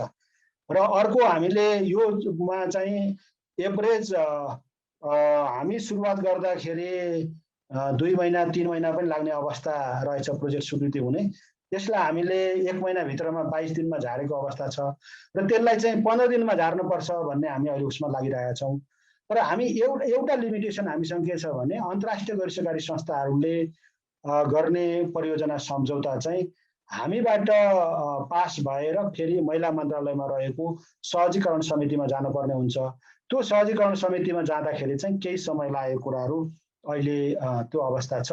त्यसलाई पनि हामी एउटा लबिङ गरिरहेका छौँ। अब समाज कल्याण परिषदमा नै त्यो व्यवस्था गर्न सकिन्छ कि अथवा त्यो दुईतिर चाहिँ जुन यतापट्टि एप्राइजल कमिटी परिषदमा रहने अनि मन्त्रालयमा सहजीकरण समिति रहने कुरालाई चाहिँ कसरी व्यवस्थित गर्ने भएर हामीले मान्य मन्त्रीज्यूसँग त्यो पछाडि हाम्रो महिला मन्त्रालयका सचिवज्यूसँग हामी यो कन्सल्टेसन गरिरहेका छौँ र त्यसमा पनि हामी केही न केही प्रगति गर्ने अपेक्षा गरिरहेका छौँ र त्यो प्रगति गर्न साथै केही हदसम्म यसलाई चाहिँ सहयोग पुग्ने विश्वास गरेका छौँ।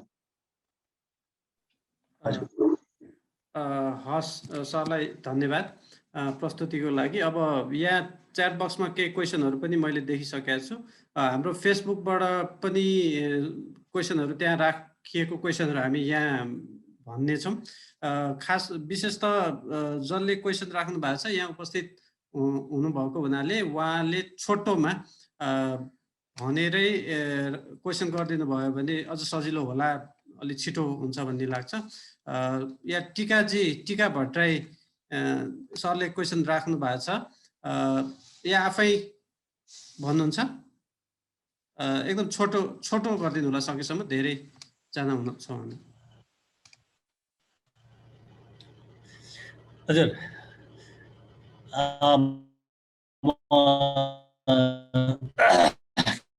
सबैजनालाई नमस्कार। म सिधै प्रश्नतिर जाउँ।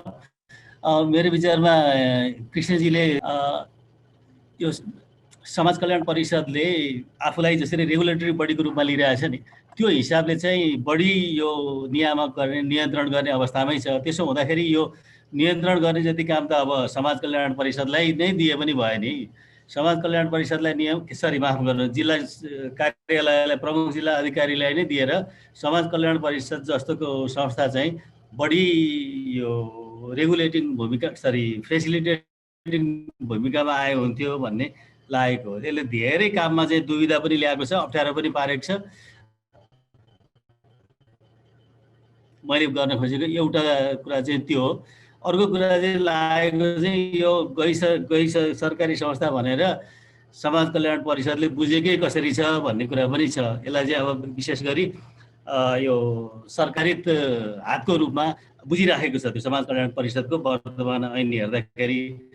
अब कसरी यिनीहरूलाई चाहिँ एक हिसाबले चाहिँ यो नागरिक समाजको एक अङ्ग हो होइन, कुन हदसम्म हो त्यो फरक छलफलको विषय होला। कसरी उनीहरूलाई चाहिँ नागरिक समाजको अङ्गको रूपमा प्रतिस्थापित गर्ने भन्ने अर्को मुख्य अवधारणा हो। त्योतर्फ चाहिँ समाज कल्याण परिषद हामीलाई खासै गए जस्तो अनुभव हुँदैन। अर्को कुरा त मैले यहाँ लेखेकै छु, अब कति दोहोऱ्याउने। यो एउटा भएको कारण चाहिँ गैर सरकारी संस्थाहरूकै आक्रमण्यताले पनि हो, इन्क्लुडिङ यहाँ गैर सरकारी संस्था महासङ्घ पनि छ कि त्यो हाम्रै संस्था हो। तर त्यहाँ पनि हामी जुझारु हुन नसकेर नै यो अवस्था आएको हो। तर यदि चाहिँ यो समाज कल्याण परिषदले आफूलाई फेसिलिटेटिङ रोलमा ल्याउन चाहन्छ भनेदेखि त्यो सबैलाई चाहिँ उद्बोधन गर्नुपर्छ, नागरिक एक्सनलाई प्रमोट गर्नुपर्छ, न कि त्यो नियामक हुने कागजपत्र यो मूल्याङ्कन प्राविधिक कुराहरूमा मात्रै सीमित गर्न हुँदैन भन्ने लाग्छ। हस्, यति कुरा गरौँ। कृष्ण पौडेल सरले यहाँ राख्नु भएको छ। हजुर हजुर, राख्नै मान्छे हो है। होइन हजुर, म के भन्नु भने नि, मेरो पनि धेरै लामो कुरा छैन। अघि यहाँ टिकाजीले अलिकति उठाउनु भयो। मूलत हामी समाज कल्याण परिषदको धेरै पृष्ठभूमिमा नगइकन आज हाम्रो समाजका लागि समाज कल्याणको परिषदको भूमिका र त्यो अन्तर्गत रहेर काम गरिराखेका विभिन्न खाले यस अर्थमा कि गाउँमा चाहिँ दुनाटपरी होइन बनाउने महिलाहरूको समूहदेखि लिएर, त्यसलाई मैले सानो भन्न खोजेको होइन, त्यो खालको विशिष्टतादेखि लिएर होइन अरबौँका प्रोजेक्ट चलाउने सङ्घ संस्थाहरू एउटै समूहभित्र छन्, गैर सरकारी संस्था भनेर होइन। अब गाउँमा चाहिँ यसो बिहा व्रतबन्ध उतार्नेदेखि लिएर होइन, अब हाम्रो चाहिँ सारा विकासको एक खालको चाहिँ ढाँचा बनाउने होइन, त्यसलाई चाहिँ खोजी नीति गर्ने सम्मका सँगै छन्। यस्तो ढङ्गले चाहिँ सम्भवतः हाम्रो समाजको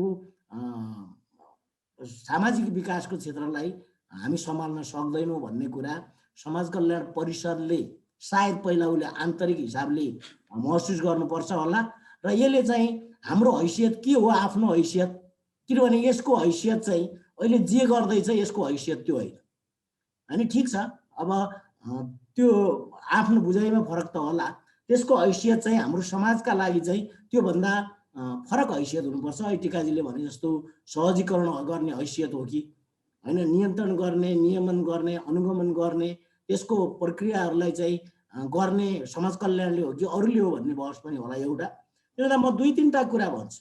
अहिले पदमजीले जे भन्नुभयो त्यो कुरा चाहिँ मलाई त मेरा दृष्टिकोणले यो हाम्रो लागि धेरै छलफलको विषयको महत्त्वको कुरा होइन। यो त एकदमै दैनिक हिसाबले सबैले काम चलाउनु पर्ने कुरा हो।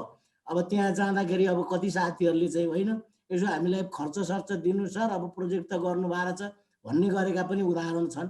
त्यसको जवाफ पनि दिनुपर्छ कसैले कसैले। तर मूल कुरा के हो भने गैर सरकारी संस्थाहरूलाई वर्गीकरण गर्ने, उनीहरूको भूमिकाका आधारमा उनीहरूलाई अनुगमन मूल्याङ्कन गर्ने र त्यो परियोजनाहरूको के भन्ने त्यसको ढाँचाहरूलाई स्वीकृति गर्ने वा अनुमोदन गर्ने वा त्यसका प्रगतिहरूलाई मापन गर्ने दृष्टिकोणहरू चाहिँ यो संस्थाहरूलाई एउटै डालोमा राखेर गर्ने दृष्टिकोण नै गलत छ समाज कल्याण। त्यसो हुँदाखेरि दोस्रो कुरा त अब हामीले अलिअलि यहाँले चाहिँ जुन भाषाबाट यो कुरा प्रस्तुत गर्नुभयो यो त एक हिसाबले भन्यो भनेदेखि चाहिँ समाज कल्याणलाई फेरि अगाडि फर्काउने जस्तो कुरा पो गर्नुभयो त। आज हामी जे समृद्धिको कथा भन्दैछौँ त्यो कथाले काम गरेको छ हाम्रो समाजमा? त्यो काम गरेको छैन भने हाम्रा यी अहिलेका अनुगमनका ढाँचाले काम गरेको छ? अथवा के ढाँचाले काम गर्यो कि गरेन भन्नेमा बहस नगरिकन अनि हामीले यो गऱ्यौँ र ऊ गऱ्यौँ भन्ने कुराको तुक हुँदैन है पदमजी। त्यसो हुँदाखेरि यो त हामी सबै हाम्रो समाजका लागि उत्तिकै जिम्मेवार छौँ भन्नेबाट बहस गरौँ भन्ने लाग्छ।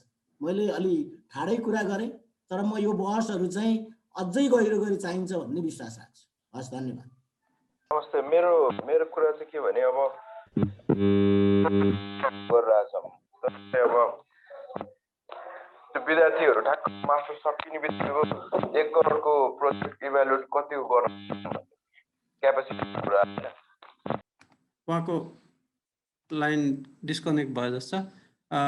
उहाँको मेन कन्सर्न चाहिँ टियुको स्टुडेन्टहरूले चाहिँ अब प्रोजेक्ट इभ्यालुएसन जुन गर्ने कुरा छ त्यो उहाँहरू चाहिँ कतिको क्यापेबल हुन सक्नु होला भन्ने विषयको उहाँले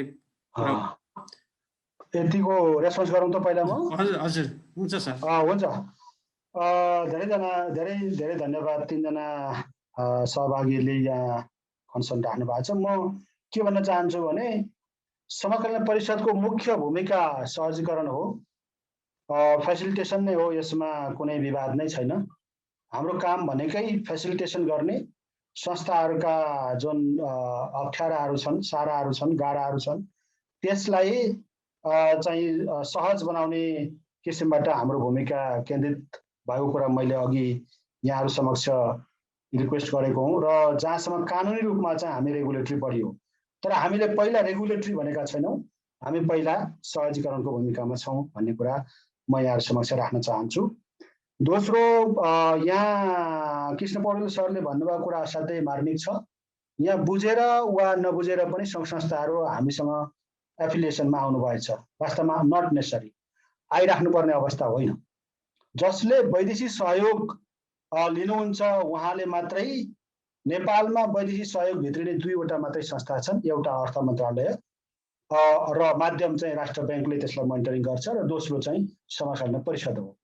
त्यसो हुँदाखेरि गैर सरकारी क्षेत्रले वैदेशिक सहयोग ल्याउँदाखेरि चाहिँ समाज कल्याण परिषदले ऐनले दिएको हुनाले गर्दाखेरि त्यो क्षेत्रमा पनि हाम्रो काम पहिलो सहजीकरण नै हो अनि कानुनी रूपमा गर्ने चाहिँ नियमन हो। यहाँ चाहिँ के भएछ भने 51,714 वटा अहिले समाज कल्याण परिषदको चाहिँ रेकर्डमा एफिलिएसन भएको पाइन्छ। तर त्यसमा चाहिँ एक्टिभ संस्थाहरू हेर्ने भने वार्षिक रूपमा रिन्यू गर्ने संस्थाहरू केवल 6 देखि 7,000 मात्रै छन्। 3 वर्षमा रिन्यू गर्दा हुने भएपछि 3 वर्षको रेकर्ड हेर्ने भने 24-25 हजार भन्दा बढी संस्थाहरू चाहिँ रिन्यू गरेको अवस्था छैन। भनेपछि 28,000 भन्दा बढी संस्थाहरू त अहिले 10 वर्षदेखि चाहिँ निष्क्रिय भएको अवस्था छ। यदि त्यो निष्क्रिय भएका संस्थाहरू किन निष्क्रिय भइराख्नु भएको छ भन्ने हिसाबबाट हामी त्यो खोजी गरिरहेछौँ र अघि मैले भनेको सामाजिक उद्यमशीलताको माध्यमबाट उहाँलाई सक्रिय बनाउन सकिन्छ कि भन्ने पहलमा हामी लागिरहेको कुरा म यहाँहरू समक्ष राख्न चाहन्छु।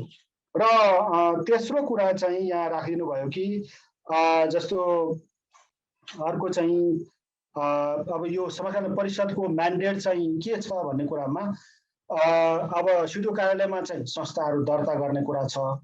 त्यस पछाडि समाजकल्याण परिषदमा चाहिँ दर्ता होइन, आबद्धता हो। यो कानुनी भाषा हो। यो दर्ता र आबद्धतामा फरक छ।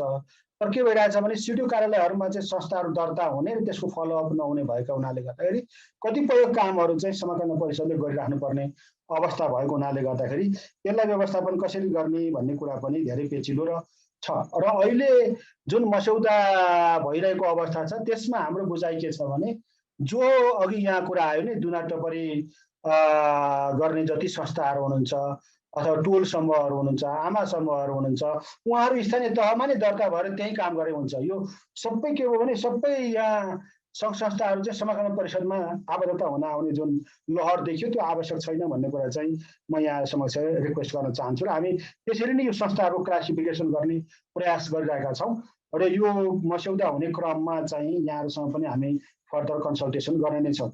अब जो आजसम्म अन्तिममा आएको यहाँ मेजर क्वेसन हो, यो पनि धेरैपल्ट हामी यो छलफल पनि गरेका हौँ। वास्तवमा के विद्यार्थीहरूले यो 1 करोड भन्दा सम्मका परियोजनाको मूल्याङ्कन गर्न सक्छन् त भन्ने कुरा धेरै नै महत्त्वपूर्ण क्वेसन हो। त्यसैले हामीले मेरिट बेसिसलाई आधार मानेका हौँ। मेरिटको आधारमा जाँदाखेरि हिजोका दिनमा चाहिँ अनुगमन र मूल्याङ्कन नै नभएको अवस्थामा कमसेकम मूल्याङ्कन भइसकेपछि हाम्रो जुन गाइडलाइन छ, जुन संस्थाले नै उपलब्ध गराएको TOR छ, सम्बन्धित परियोजना सञ्चालन गर्ने संस्थाले नै TOR बनाउने, त्यस अर्थमा पनि त्यसको अर्थ त्यहाँ छ। त्यो TOR अन्तर्गत उसले काम गर्नुपर्ने हुँदाखेरि चाहिँ मलाई लाग्छ अब अनुगमन र मूल्याङ्कन नै नहुनुभन्दा केही हदसम्म चाहिँ यसले एउटा सहयोग पुग्ने हिसाबले यसलाई पोजिटिभ रूपमा हेर्नुपर्छ भन्ने मलाई लाग्छ। मैले अहिलेसम्म आएका कन्सर्नहरूको चाहिँ एड्रेस यसरी गरेका छु। हस्, धन्यवाद। अब 3 जनाले क्वेसन राख्न सक्नुहुन्छ यो राउन्डमा। त्यसमा सुरेश तामाङले हाम्रो जुम उसमा सोध्नु भएको छ। पहिला सुरेश तामाङ, त्यसपछि उपाय शर्मा अनि दिल खत्री। 3 जनाले राख्नु होला। अनि फेसबुकबाट आएको क्वेसनहरू म भन्छु। सुरेश तामाङ सर हुनुहुन्छ। हजुर नमस्कार। मैले होइन खास क्वेसन सोधे होइन, त्यहाँ खालि मेरो भ्यू राखेको हो। तर कक्षाको प्रेजेन्टेसनमा वास्तवमा अझै पनि समाज कल्याण परिषद चाहिँ झन् कडै प्रस्तुत हुने हो कि जस्तो लागेको भएर खालि त्यो मेरो भ्यू मात्र राखेको, खास त्यो प्रश्न होइन। धन्यवाद। हुन्छ, उपाय शर्मा। नमस्कार, म उपाय शर्मा। अब मेरो प्रश्न चाहिँ अब यो जिल्ला प्रशासन कार्यालयमा नवीकरण गराउन जाँदाखेरि र काठमाडौँमा दर्ता भएको नाताले अब काठमाडौँ नगरपालिकामा नि दर्ता हुनुपर्ने आवश्यकता र अब जिल्लामा काम गर्दाखेरि स्थानीय तहसँगको समन्वयमा काम गर्दाखेरि अब यो तिनै पक्षले मोनिटरिङ गरौँ भन्छ। अब यो समाज कल्याणले नै मोनिटर गर्ने भन्ने कुरा आउँछ। अब जिल्ला प्रशासनमा गयो भने त्यहाँबाट नि मोनिटरिङ गर्न जाउँ भन्छन्। अब यो सबैलाई कसरी समेटेर समन्वय गरेर एउटै मोनिटरिङको गर्ने व्यवस्था गर्न सकिन्छ? मेरो प्रश्न त्यही नै। दिल खत्री सरले पनि आफ्नो प्रश्न राख्नु होला। आफ्नो म्युट रहेछु, सरी। यहाँहरू सबैलाई नमस्ते। मैले चाहिँ अब यहाँ आएको क्वेसनहरू दोहोऱ्याउन चाहिन, अलिअलि कन्सर्न त्यहाँ पनि थियो। तर म चाहिँ अलिकति फरक हिसाबले के भने हामीले अहिले समाज कल्याण परिषद अथवा फरेन एड आउने त्यसको मोनिटरिङ गर्ने हिसाबले त्यो सायद समाज कल्याणको पनि पर्छ। यहाँ अब विभिन्न खालका क्याटेगोरीका छन्, किशनजीले अहिले भन्नुभयो। तर एउटा क्याटेगोरी के हो भने हामी केही संस्थाहरू मार्टिन चौतारी पनि पर्छ, फरेस्ट एक्सन पनि पर्छ, किशनजी जहाँ काम गर्नुहुन्छ धेरै। अनि अरू पनि संस्थाहरू छन् जो रिसर्चको कामहरू धेरै गर्छौँ होइन, अध्ययन अनुसन्धानको कामहरू धेरै गर्छौँ। त्यसको चाहिँ अब एउटा ब्रोडर हिसाबले बाहिरबाट पैसा ल्याउने हुँदाखेरि त्यो चाहिँ पक्कै समाज कल्याणको दायरामा पर्ने नै भयो होइन। तर त्यसका नेचर एकदमै फरक खालका छन् र हामीले त्यो स्ट्रगल लामो समयदेखि गरिरहेका छौँ। त्यो हाम्रा प्रोजेक्टहरू जस्टिफाई गर्न, हाम्रा प्रोजेक्टको मोनिटरिङको चाहिँ मेकानिजम के हुने होइन, त्यो कस्तो हुने भन्नेमा चाहिँ हामी स्ट्रगल गरिरहेका छौँ। 2-3टा कुरा मैले यहाँ आउटलाइन गरेँ। एउटा चाहिँ के भने रिसर्चका प्रोजेक्टहरू पैसाको भलुङले साना हुन्छन् होइन, त्यो हामीले सबैलाई थाहा नै छ।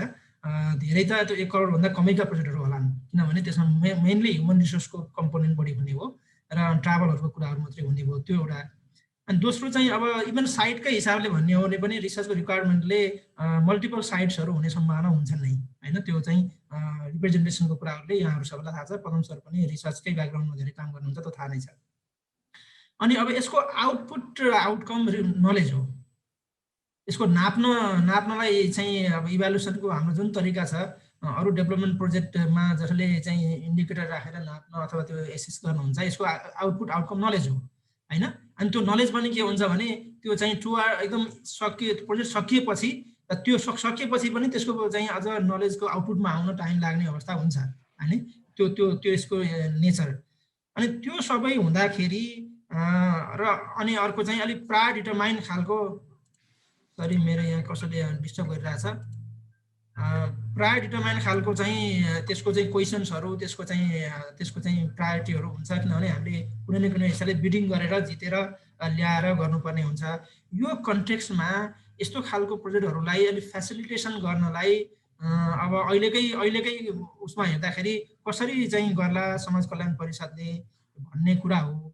र अब मैले फेरि अर्को एउटामा जोड्न खोजेँ, अब यो हाम्रो क्याटेगोरी हेर्दाखेरि त्यो चाहिँ मास्टर्स विद्यार्थीले इभ्यालुएसन गर्ने प्रोजेक्टको क्याटेगोरीमा पर्छ हाम्रो धेरै बजेटको भनौँको हिसाबले।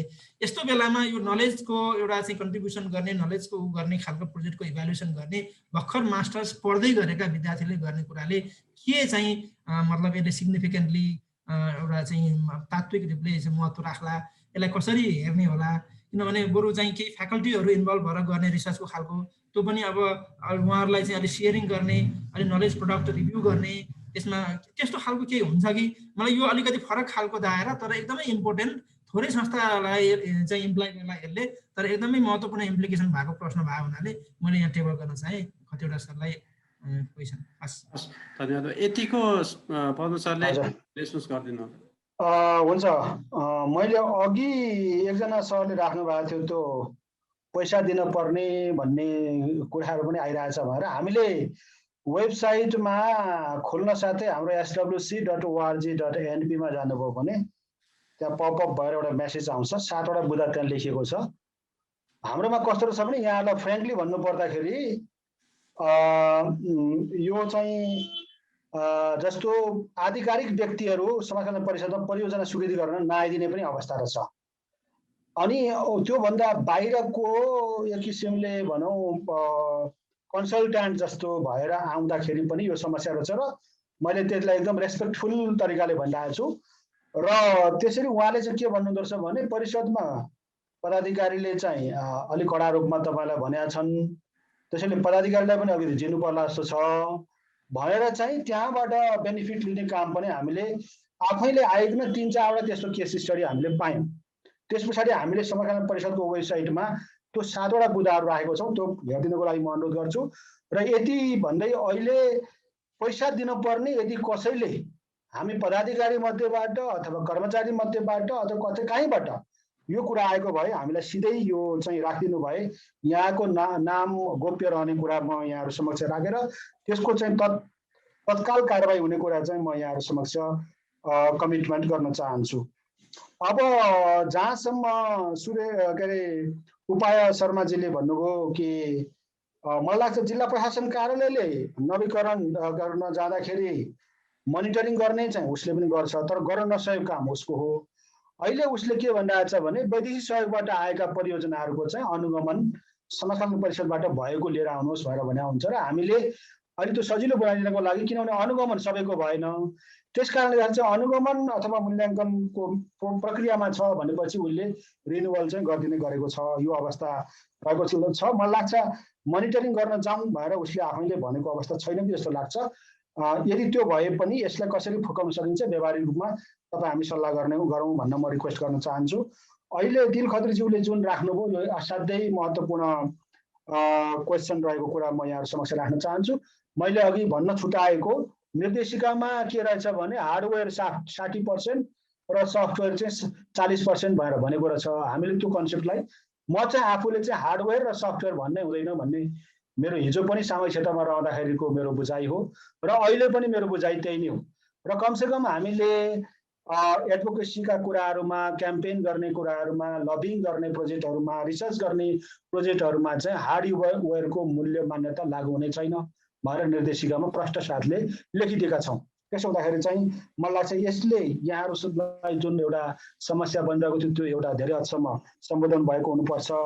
र जहाँसम्म अर्को अब अहिलेको नयाँ परिस्थितिले सिर्जना गरेको रिसर्च का प्रोजेक्टहरूमा जसको आउटकम नलेज जेनेरेट हुनको लागि टाइम लाग्ने कुरा गर्नुभयो, यो एकदमै यथार्थपरक छ।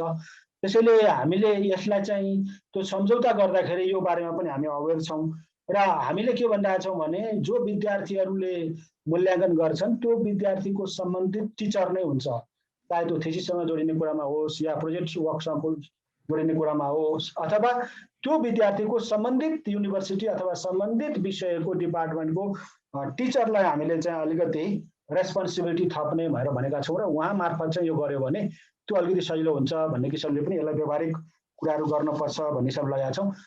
यसलाई दिल खत्री सर लगायत मार्टिन चौतारीसँग पनि आगामी दिनमा फेरि यो खालको समस्याहरू छ, सियासँग पनि यो अनुभव छ, तपाईँहरूसँग बसेर पनि हामी यो कार्यविधिमा केही कुराहरू अलिकति व्यवहारिक बनाउनु पर्ने जरुरी चाहिँ हामीले ठानेका छौँ र त्यसलाई हामी बनाउँछौँ भन्ने कुरा म प्रतिबद्धता जाहेर गर्न चाहन्छु। देवराज सर, म यसैमा एउटा सानो कुरा जोडिहालौँ। हुन्छ। होइन, यो रिसर्चको प्रोजेक्टलाई फेसिलिटेट गर्ने क्रममा पछिल्लो समयमा केही सुधारहरू भएको पक्कै पनि देखिन्छ। कतिवटा सरले अघि भनिसक्नु भएको छ 40-60 को प्रावधान हटाछौँ भन्ने, त्यो पक्कै हो। तर त्यसभित्र पनि अझै केही प्राविधिक पक्षहरूमा अझै पनि थुप्रै सुधार गर्नुपर्ने पक्षहरू छन्। त्यो भनेको केही एक्जाम्पलको लागि ल भनौँ, अब रिसर्चका प्रोजेक्टहरूले अब स्थानीय तहबाट कुनै चाहिँ सिफारिस ल्याउन नपर्ने अथवा चाहिँ भन्ने, अनि एकातिर त्यस्तो छ भने अलिकति ओपन कस्तो छ भने सम्बन्धित निकायबाट ल्याउने भन्ने साधारण त्यस्तो किसिमको उहरू राखिएको छ, प्रावधानहरू छ। त्यो भनेको चाहिँ सम्बन्धित निकाय भनेको को भन्ने क्लियर नहुँदाखेरि अलमलमा पर्ने साधारण कुरा हो होइन। ल्याउनलाई ठुलो कुरा समस्या छैन, तर त्यो सम्बन्धित निकाय भनेको को भनेर डिफाइन नभएका कुराहरू छन्। अब विदेशमा पैसा लगेर काम गर्न नपाउने भन्ने कुराहरू छन्। अब त्यसले लिमिट के गर्दा छ भने अन्तर्राष्ट्रिय परियोजना के हामीले नगर्ने त त्यसो भए भन्ने प्रश्नहरू पनि आउँछन्। केही कुराहरूमा नेपालले लिड गरेर केही अन्तर्राष्ट्रिय परियोजनाहरू गर्छन् भने त्यसलाई मोनिटरिङ गर्ने, त्यसलाई फेसिलिटेट गर्ने मेकानिजमहरू के हुन सक्छन् होला भन्ने त्यो अर्को प्रश्न पनि छ। प्राविधिक हिसाबले त्यो भित्रभित्र गएर खोतल्दै हेर्दाखेरि थुप्रै अरू बुदाहरू पनि मिलाउनु पर्ने देखिन्छ। अर्को बुदा विदेशमा पैसा फिर्ता लान नपाउने भन्ने स्ट्रिक्टली मेन्सन गरिएको छ। नेपालमा आएको पैसा विदेश लानलाई पाइँदैन भन्ने चाहिँ राष्ट्र ब्याङ्कको पनि नियमहरू छन्। तर कतिपय कुराहरूमा स्पेसिफिक निर्णयहरू चाहिन सक्छन् होला, त्यसलाई अलिकति फ्लेक्सिबिलिटी राख्नुपर्छ जस्तो लाग्छ। त्यो भनेको चाहिँ अब यो कोभिडको बेलामा केही परियोजनाहरू आए, अब ती परियोजनाहरू चाहिँ गर्न सकिएन। नसक्दाको केसमा अब त्यो डोनरले त्यसलाई चाहिँ के अरे परियोजना लम्ब्याउन पनि दिँदैन, पैसा फिर्ता गर भन्छ अथवा अरू केही भन्छ भनेपछि त्यस्ता सानातिना अप्ठ्याराहरूलाई फुकाउनका लागि केही प्रावधान, केही फ्लेक्सिबिलिटीहरू राख्नुपर्छ होला। त्यो चाहिँ प्राविधिक कुरा, मैले नितान्त प्राविधिक कुराहरू यहाँ राखेको छु, तर यसमा अरू छलफल गर्ने चाहिँ मेकानिजमहरू बनाउला भन्नुभएको छ पदम कतिवटा सरले। त्यसमा बुदागत हिसाबले छलफल गरेर केही सुझावहरू हामी राख्छौँ होला, त्यसलाई चाहिँ यहाँले पक्कै पनि सुधारको बाटोमा लैजानुहुन्छ जस्तो लाग्छ मलाई। यसैमा अब यो प्राविधिक कुराकै बारेमा अलिकति थप्दाखेरि चाहिँ अब त्यो गाइडलाइन्सहरू चाहिँ अलिकति परिवर्तन गरेको देखिन्छ, तर अब त्यो फर्मेटहरू, प्रपोजलको फर्मेट अथवा त्यो चेकलिस्टहरू जुन त्यो सँगै जोडेर आउने एनेक्समा राखेको त्यो हेर्दाखेरि चाहिँ त्यसमा धेरै त्यो पहिलाकै कुराहरू छ जुन चाहिँ जस्तै भनौँ न, अब यो त अनुसन्धानमुखी संस्थाहरूको लागि अब इफ रिलेभेन्ट भन्ने टाइपको काहीँ त्यो त्यस्तो राख्यो भने जस्तै अब 60-40 भनेको छ त्यहाँ टिक लगाउनु पर्ने छ अथवा त्यो त्यस्तो खालको कुराहरू चाहिँ अझै पनि बाँकी छ भने अब यो अनुसन्धानमुखी संस्था अथवा बस पैरवी गर्ने संस्थालाई अब विकास निर्माण गर्ने संस्थाकै जस्तो फर्मेटले काम त गर्दैन त्यो हो भने त्यसको लागि छुट्टै किसिमको फर्मेटहरू पो डेभलप गर्नुपर्ने हो कि त्यो बारेमा के सोचाइ अब के काम भइरहेछ भन्ने पनि अलिकति जोड्न मन लाग्यो कमलजीकै कुरालाई कन्टिन्यू गर्दै अब यहाँ विश्वास र चम्फासिंह भण्डारीको पनि कन्सर्न क्वेसन लिन पाए हुन्थ्यो त्यसपछि सरले रेस्पोन्स गर्नु होला अनि फेसबुकबाट आएको क्वेसन छ म यसपछि त्यो सुनाउँछु विश्वास ढकाल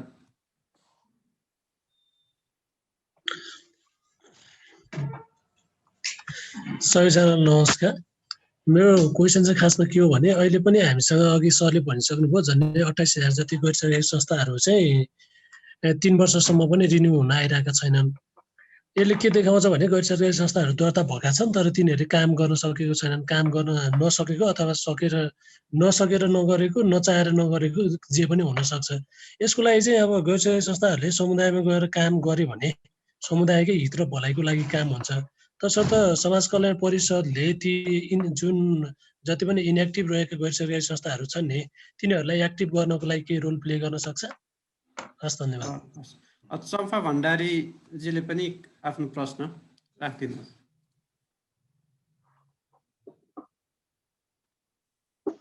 हुनुहुन्छ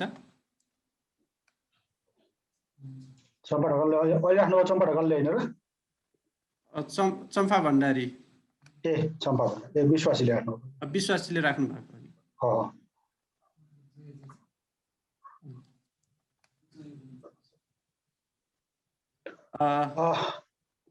म यो अहिले आएको कन्सर्नहरुमा रेस्पोन्स गराउँ त हजुर हुन्छ सर त्यसपछि अरु हजुर एउटा कमल देवकोटाज्यूले जुन भन्नुभयो यो एकदमै व्यावहारिक कुरा छ स्थानीय तहबाट स्वीकृति पत्र ल्याउनु पर्ने कुरा जुन छ हामीले यसलाई व्यावहारिक रूपमा कसरी यसलाई बुझ्ने भन्ने सन्दर्भमा अब यस्तो अघि मैले भनेको थिएँ नि 15-16 वटा जिल्लामा कतिपय संस्थाहरूले चाहिँ 60-70 वटा म्युनिसिपालिटीबाट ल्याउने कुरा भने त्यो सम्भवै छैन त्यसैले प्रतिनिधिमूलक रूपमा ल्याइदिनुस् भनेर भन्न थालेका छौँ यसलाई त्यसरी समाधान गर्ने हाम्रो प्रयत्न रहेको छ अब जहाँसम्म रिसर्च प्रोजेक्टहरूको बारेमा चाहिँ हाम्रो विश्वराज उप्रेती पीआरआईसँग पनि हामीले कन्सल्टेसन गरिरहेका छौँ जस्तो स्वास्थ्य क्षेत्रका चाहिँ जति पनि परियोजना रिसर्च परियोजनाहरू छन् त्यो चाहिँ एथिक्स कमिटी त्यहाँ छ एनएचआरसी छ तपाईँ हामीलाई थाहै छ तर सामाजिक क्षेत्रका अरू क्षेत्रका चाहिँ कुराहरू यो पीआरआईले गर्ने हो कि भन्ने मैले विष्णु सरसँग बारम्बार भनिरहेको छु र उहाँहरू मलाई लाग्छ केही काम यसमा गर्नको लागि केही योजनाहरू बनाइराख्नु भएको छ राष्ट्रिय योजना आयोगले पनि एउटा अनुसन्धान परिषद बनाउने भनेर चाहिँ एउटा बनाएको रहेछ तर मलाई के लाग्छ भने यो सबैभन्दा राम्रो चाहिँ पीआरआईबाट हुने हो कि भन्ने लाग्छ किन हामी इम्प्लिमेन्टिङ बडी नभएको हुनाले हामीले त्यो गर्नलाई हामीले त्यो म्यान्डेट हुँदैन त्यसैले काहीँ न काहीँ परियोजना रिसर्चसँग सम्बन्धित परियोजनाहरू चाहिँ काहीँबाट त्यसरी म्यान्डेटरी बनाइदियो भने सहजीकरणको हिसाबले फेरि मैले यसलाई रिसर्च गर्ने वातावरण नै अनुकूल नहुने बनाउनु त हुँदैन त्यस्तो भइदियो भने यसले एउटा कन्ट्रिब्युसन गर्न सक्थ्यो भन्ने लाग्छ अब जहाँसम्म विदेशमा पैसा फिर्ता लान नपाउने व्यवस्था जुन अहिले छ यो निकै नै यो समस्याको रूपमा रहेको विषय हो यसमा हामीले राष्ट्र ब्याङ्कसँग पनि एकपल्ट सल्लाह गरेका छौँ यो हाम्रो प्रयत्नले सम्भव हुने स्थिति भएन तर हामी निरन्तर लबिङ यसमा गरिरहेको अवस्था छ यसलाई कसरी समाधान गर्न सकिन्छ भन्ने बारेमा हामीले राष्ट्र ब्याङ्कसँग पनि 1-2 चरणमा यो कुरा हामीले गरेको अवस्था छ देवराजजीले नै आफै राख्नु भएको जुन प्रपोजल फर्मेट यो मैले भन्न बिर्सेको विषय भयो हामी अहिले के गर्छौँ नि अघि यहाँ टु मेनी हैन पेपरको कुरा एकदमै यो प्रोसिजरल कामहरुमा धेरै अल्मलिनु पर्ने कुरालाई हामी कम्प्लिट रूपमा हटाउन चाहन्छौँ वास्तवमा र हामीले प्रोजेक्ट एप्लिकेसनको फर्मेट नै छोटो बनाइसकेका छौँ र यो चाहिँ मलाई लाग्छ अब यो हप्ता 10 दिन भित्रमा यो हामी पब्लिस गर्छौँ यहाँहरूलाई र अबको प्रोजेक्ट प्रपोजलमा चाहिँ हामी लिमिट गरेर 500 शब्दमा लेख्नुहोस् 200 शब्दमा लेख्नुहोस् भन्ने खालको बनाउँदै छौँ के अब यो धेरै गन्थन गरेर सारा गरेर Nepal is a poor country भएर यो छ त्यो छ, नेपाल चाहिँ यस्तो त्यस्तो भएर त्यो राख्ने खालका त्यो गन्थन गर्ने कुराहरू नगरौँ भन्ने नै हाम्रो बुझाइ छ। र हामीले प्रोजेक्टको त्यो फर्मेट एकदमै लेन्थी छ। त मैले त यो चाहिँ के फर्मेट बनाएको भएर पहिलेदेखि भनेको भनेको छु, तर यो समय लाग्ने रहेछ। तर अब धेरै समय लाग्दैन, मलाई लाग्छ हप्ता 10 दिनभित्रमा यसमा प्रोग्रेस हुन्छ र त्यो प्रोजेक्ट एप्लिकेसन फर्मेट चाहिँ अब चेन्ज भएर आउँछ भन्ने कुरा म रिक्वेस्ट गर्न चाहन्छु। विश्वास ढकालज्यूले जुन राख्नु भएको 3 वर्षसम्म त एफिलिएसन रिन्युअल गर्न पाइहालिन्छ। तर मैले भनेको के थियो भने 10औं वर्षदेखि चाहिँ जो निष्क्रिय रहेका संस्थाहरू छन् ती संस्थाहरूलाई को स्ट्याटस अहिले पनि हामीले अहिले 35 दिन एउटा सूचना जारी गरिसकेका छौँ। तपाईँहरूमा कुनै कठिनाइ छ अथवा के अवस्था छ तपाईँहरू नवीकरण गर्न आउनुहोस् र कुनै व्यवहारिक समस्याहरू भए हामीलाई भन्नुहोस् भनेर हामीले त्यो पब्लिक नोटिस नै गरिसकेको अवस्था छ। र कतिपय संस्थाहरू आइराख्नु भएको छ र उहाँहरूलाई सक्रिय बनाउने विभिन्न उपायहरू मध्ये मैले अघि भनेको थिएँ कि एउटा सामाजिक उद्यमशीलताको माध्यमबाट उहाँहरूलाई सक्रिय बनाउने हो कि भन्ने लागेको छ। यदि सामाजिक उद्यमशीलताबाट उहाँहरू सक्रिय हुनुभयो भने अहिलेको ऐन अनुसार उहाँहरू समाजकल्याण परिषदमा आइराख्नु पर्दैन। खासमा समाजकल्याण परिषदको खास म्यान्डेट भनेको चाहिँ अहिलेको हिसाबमा कानुनी हिसाबमा चाहिँ हेर्दाखेरि अरू पनि सहकार्यहरू समन्वय गर्ने कुरा त छ, तर प्रोजेक्ट म्यानेजमेन्टको हिसाबले हेर्दाखेरि चाहिँ वैदेशिक सहयोगबाट आउने परियोजनाहरूमा मात्रै हामी बढी कानुनी हिसाबमा नियमन गर्छौँ। अरू संस्थाहरूले त अभियान गर्ने कुराहरू त्यस पछाडि एडभोकेसी गर्ने कुराहरूमा त जहिले पनि हामीले जहाँ जसरी फेसिलिटेसन गर्नुपर्ने हुन्छ त्यसको लागि हामी तयार छौँ। म यहाँहरूलाई अर्को एउटा रिक्वेस्ट गर्न चाहन्छु। हामी मार्च 1 मा अब आउँदैछ मार्च 1 मा चाहिँ इन्टरनेसनल व्हील चेयर डे छ। त्यसमा चाहिँ खास गरी अपाङ्गता भएका समुदायसँग हामीले अस्ति कन्सल्टेसन मिटिङ गरेका छौँ। त्यस पछाडि ज्येष्ठ नागरिकको कुरा पनि त्यहीँ जोडिएर आउने हुन्छ। कतिपय सन्दर्भमा इस्युहरू सँगै छन्। त्यस्तै गरेर चाहिँ मेन्टल मानसिक स्वास्थ्यसँग सम्बन्धित कुराहरू पनि त्यहाँ आउने रहेछन्। मान्छे यो कुराहरूलाई चाहिँ हामीले व्यवस्थापन गर्नलाई त्यो व्हील चेयर डेलाई चाहिँ हामीले सामूहिक रूपमा मनाउने भएर समाजकल्याण परिषदले नै त्यसलाई चाहिँ समन्वय गरिरहेको अवस्था छ। त्यहाँ अकुपाई टुनिखेल भन्ने व्हील चेयर डेको दिन वर्षेनी मनाउने चलन छ, तपाईँहरूलाई थाहै छ होला। पहिला बिचरा उहाँहरूले मात्रै जुन बनाउने चलन थियो, अब तपाईँ हाम्रो साराको सोलिडारिटी हुनुपर्छ भनेर हामी त्यो सँगै मनाएर भेगुटी मण्डप जहाँ चाहिँ अहिले हाम्रो भोगाधिकारमा रहेको छ परिषदको, त्यहाँ एउटा खुल्ला 5 वटा थिममा चाहिँ हामी थीमेटिक डिस्कसन गर्दैछौँ। त्यो चाहिँ पोलिसीमा चेन्ज गर्ने किसिमले त्यो थीमेटिक डिस्कसनहरू गर्दैछौँ। त्यसमा तपाईँहरूलाई पनि हामी आमन्त्रण गर्नेछौँ। पछि यो कुराहरू पनि म राख्न चाहन्छु। त्यसैले यो 3 वर्षमा त एफिलिएसन रिन्युअल गर्न पाइन्छ। 10 वर्षदेखि निष्क्रिय भएका संस्थाहरूलाई चाहिँ कसरी व्यवस्थापन गर्ने भन्ने बारेमा हामीले उहाँहरूलाई म्यासेज के दिन जरुरी छ भने यदि वैदेशिक सहयोगमा उहाँहरूले ल्याउनु भएको छैन भने उहाँहरू हाम्रोमा आएर एफिलिएसन गरेर पैसा तिरिराख्नु पर्दैन के, यो होइन, रिन्युअल गरिराख्नु पर्दैन। तपाईँहरू यो पनि म्यासेज दिन जरुरी छ। उहाँहरूसँग हामी त्यो भनिरहेका छ अवस्था छ। तर त्यसको अर्थ के होइन भने हामी सामाजिक क्षेत्रमा चाहिँ निष्क्रिय रहने भनेको चाहिँ होइन। हामी अरू किसिमले पनि हाम्रो समन्वय गर्ने सहजीकरण गर्ने भूमिका हामी गर्न सक्छौँ भन्ने कुरा हामीले भनिरहेका छौँ। चम्पा भण्डारीको प्रश्न छ, म आफै राख्दिउँ, किनभने उहाँले चाहिँ यो अहिले देशभरि नै समुदायमा आधारित कार्य सञ्जाल संस्थाहरू क्रियाशील छन् जो सामुदायिक समूहहरूको सञ्जालको रूपमा रहेका छन्। उनीहरूको निश्चित भूगोल र कार्यक्षेत्र छ, अर्थात् एउटा दुईटा पालिकाहरू मात्रै। उनीहरू आफै उपभोक्ता पनि हुन्, उनीहरूको सदस्य सङ्ख्या ठुलो छ। त्यस्तो समुदायमा आधारित कार्य सञ्जाल संस्थाहरू पनि गैसस ऐन अन्तर्गत दर्ता भएका छन्, तर उनीहरू सीमान्तकृत समुदायका मानिसहरूको नेतृत्वमा बनेको हुँदा व्यावसायिक क्षमता दक्षता हुँदैनन् र उनीहरू अन्य गैससँग प्रतिस्पर्धा गर्न सक्दैनन्। उनीहरूका लागि समाज कल्याण परिषदले नीतिगत रूपमा कसरी सहयोग गर्न सक्छ भन्ने एउटा प्रश्न उहाँको छ।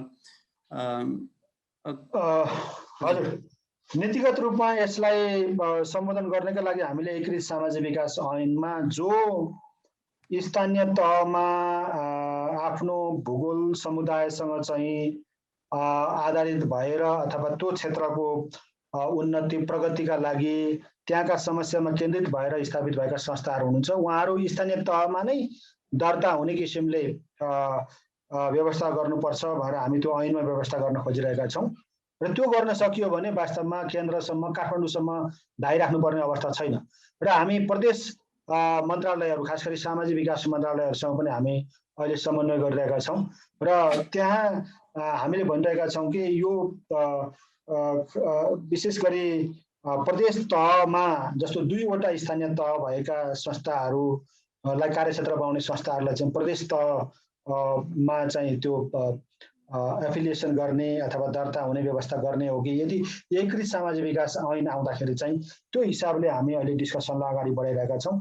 यसको लागि अलिकति केही कानुनी समस्या भएको कारणले गर्दा सबै संस्थाहरू काठमाडौँमा आउनुपर्ने र अर्को एउटा के थियो भन्दाखेरि चाहिँ एउटा संस्था कुनै जिल्ला स्तरमा स्थापित भयो भने अथवा कुनै तहमा स्थापित भयो भने त्यो संस्था अर्को तहमा जान नपाउने भन्ने पनि कतिपय यो निर्देशिकाहरूमा बोल्ने जस्तो खास गरी यो परियोजना सम्झौतामा देखेको हुनाले त्यसलाई पनि हामीले हटाएको छौँ। त्यो चाहिँ संस्था भनेको चाहिँ कुनै पनि क्षेत्र भूगोलमा जहाँ गएर काम गर्न सक्छन् त्यो हिसाबले पनि हामीले त्यसलाई व्यवस्थित गरेको कुरा छ र यसलाई अलिकति कानुनी रूपमा हामीले सम्बोधन गर्नुपर्ने भएको हुनाले गर्दाखेरि कानुनी व्यवस्थाबाट यसलाई चाहिँ यो समाधान गर्न सक्छौँ भन्ने हामीलाई विश्वास छ। हुन त कृष्ण पौडेल सरले अरू पनि क्वेसनहरू राख्नु भएको छ, तर नयाँ जसले अहिलेसम्म बोल्नु भएको छैन उहाँलाई चाहिँ पहिला मौका दिउँ। त्यस कारणले जय गुरुङ सरको यहाँ क्वेसन छ, सरले आफै राखिदिनु होला कृपया। हस् धन्यवाद। नमस्कार, मेरो एउटा एकदम साधारण प्रश्न, यो विभिन्न एजेन्सी आइएनजिओ विशेष गरेर बाइलेटरल अथवा मल्टिलेटरल संस्था उसले चाहिँ अब गभर्मेन्ट G2G एउटा सम्झौता गरिसकेको हुन्छ एमओएफ अथवा कुनै सङ्घ संस्थासँग, अनि अब SWCसँग पनि एप्रुभल गरिसकेको हुन्छ। अनि त्यस पछाडि उसले चाहिँ विभिन्न लोकल रिसर्च इन्स्टिच्युट अर्गनाइजेसनहरूलाई चाहिँ कामहरू RFP कल गरेर गर्छ होइन। अनि त्यो सबै इन्डिभिजुअल अर्गनाइजेसनले फेरि SWCको प्रोसेस थ्रु हुनु पर्ने देखिन्छ होइन। यो के हो, अलिकति प्रश्न हुन पाए हुन्थ्यो भन्ने कुरा लाग्छ एउटा। दोस्रो चाहिँ मेरै क्वेसन, अब यो अघि पनि कुरा आयो, नेपाल हेल्थ रिसर्च काउन्सिलले जुन यो इथिकल एप्रुभलको क्रममा राम्रैसँग एकाउन्टेबिलिटी हुने गरेरै मोनिटरिङदेखि लिएर सबै कुराहरू, टुल्स प्रिपरेसन सबै कुराहरू हुन्छ होइन। त्यो गरिसकेपछि फेरि SWC गरिराख्नुको कुनै अब सेम गभर्मेन्टकै निकाय भएको हुनाले गरिराख्नु पर्छ कि पर्दैन भन्ने कुराहरू, अनि त्यो पनि अलिकति प्रश्न हुन पाए हुन्थ्यो भन्ने लागेको। हस्, धन्यवाद। फेसबुकमा आएको एक दुईवटा कन्सर्न छ, म त्यो राखिदिन्छु अनि त्यसपछि सरले जवाफ दिनु होला। यहाँ कृष्ण ठकुनाले हुन्छ यो त्यति थाहा छैन, यो SWCको भित्र रेमिटभित्र नपर्नु सक्छ। यो गैस सरलाई चाहिँ अब यो परिचालन गर्दा अब भ्याट अनिवार्य रूपमा माग्छ। अब यो अन्तर्राष्ट्रिय दात्री संस्था त दाताले पनि भ्याट दिँदैनन् भनौँ न गैस सरलाई भ्याटको लागि भनेर। हाल आएर आन्तरिक राजस्व विभागले अन्तर्राष्ट्रिय संस्था त दाताले दिएको रकममा पनि स्थानीय संस्थाहरूलाई भ्याट बुझाऊ भनी चिठी काटेको छ। यसले धेरै संस्थालाई अप्ठ्यारो परेको छ। यो समस्या समाधान गर्न परिषदले पहल गरिदिए हुन्थ्यो भन्ने छ। त्यो अब परिषदको क्षेत्र भित्र पर्छ कि पर्दैन भन्ने एउटा भयो। अर्को हरि घिमिरेले सोध्नु भएको छ, नेपालमा अब यत्रो धेरै एनजिओ आइएनजिओ छन्, SWCसँग ती सबैलाई मोनिटरिङ फेसिलिटेसन गर्न सक्ने क्षमता छ त भन्ने पनि छ भने चाहिँ अब त्यो क्षमताको कुरालाई लिएर अब यसको साइज अब पर्फर्मेन्स बढाउनलाई चाहिँ त्यो पनि सोचिरहनु भएको छ कि केही भन्ने पनि यससँगै जोडेर आउन सक्छ होला। अहिले यति गरौँ अनि अरू प्रश्न लिउँला। हुन त हामीले यो 7:30 भनेका थियौँ पद्म सरलाई भन्दाखेरि सरको टाइम छ भने अर्को 10 मिनट जति किन धेरै प्रश्नहरू उठेको हुनाले हामी हुन्छ। जहाँसम्म यो संस्थाहरू जय गुरुङजीले राख्नु भएको छ, फुल्ली एग्रिड। हामीसँग चाहिँ इन्टर गभर्मेन्टल UN एजेन्सीहरू भए, multilateral world bank, European union जस्ता संस्थाहरू भए, ADB पनि पर्ला, अनि बाइल्याटरल नियोगहरू भए होइन, जाइका, USAID लगायतका संस्थाहरू के अरे विकास नियोगहरू भए, तपाईँ हामीलाई थाहै छ। त्यस पछाडि INGOs र यी समूहमा अब यहाँ दुःखका साथ भन्दाखेरि चाहिँ के छ भने यो बुझाइ धेरै कममा मात्रै छ। तपाईँले जुन एउटा पर्टिनेन्ट क्वेसन ल्याउँदा आउनुभयो, यो बुझाइ एकदमै कम, पढे लेखेकै मानिसहरूमा यो बुझाइ एकदमै कम भएको पाइन्छ। कतिपय सन्दर्भमा म आयोगमै बस्दाखेरि मैले यो बारेमा आफैले बुझाउनु पर्ने स्थिति आउँदाखेरि पनि त्यो पनि एउटा सन्तुष्टिको लेभल हो भन्न चाहन्छु होइन। त्यसैले जस्तो इन्टर गभर्मेन्टल होस् अथवा भन्नाले युएन एजेन्सीहरूले हुन् अथवा मल्टिल्याटरल हुन् अथवा बाइल्याटरल हुन्, उनीहरूको चाहिँ यहाँले भने जस्तै नेपाल सरकारसँग खास गरी अर्थ मन्त्रालयसँग सिधै एग्रिमेन्ट हुन्छ, ठिक हो। र उनीहरूले केही फन्डहरू चाहिँ गैर सरकारी संस्थाहरू मार्फत खर्च गर्ने भनेर छुट्याएको हुन्छ र त्यस्तो गैर सरकारी संस्थाको हदमा चाहिँ त्यो फन्डहरू छुट्याएको छ भने त्यसको एप्रुभल लिनलाई यी एजेन्सीहरू आउँदैनन्। त्यस्तो अवस्थामा चाहिँ यी गैर सरकारी संस्थाहरू जसले त्यो फन्ड अथवा त्यो फन्डिङ चाहिँ पाएको हुन्छन् उनीहरू चाहिँ एप्रुभलमा आउनुपर्ने अहिलेको कानुनी व्यवस्था छ। त्यसो हुनाले त्यसमा चाहिँ स्पष्ट पार्न चाहन्छु यो हिसाबले।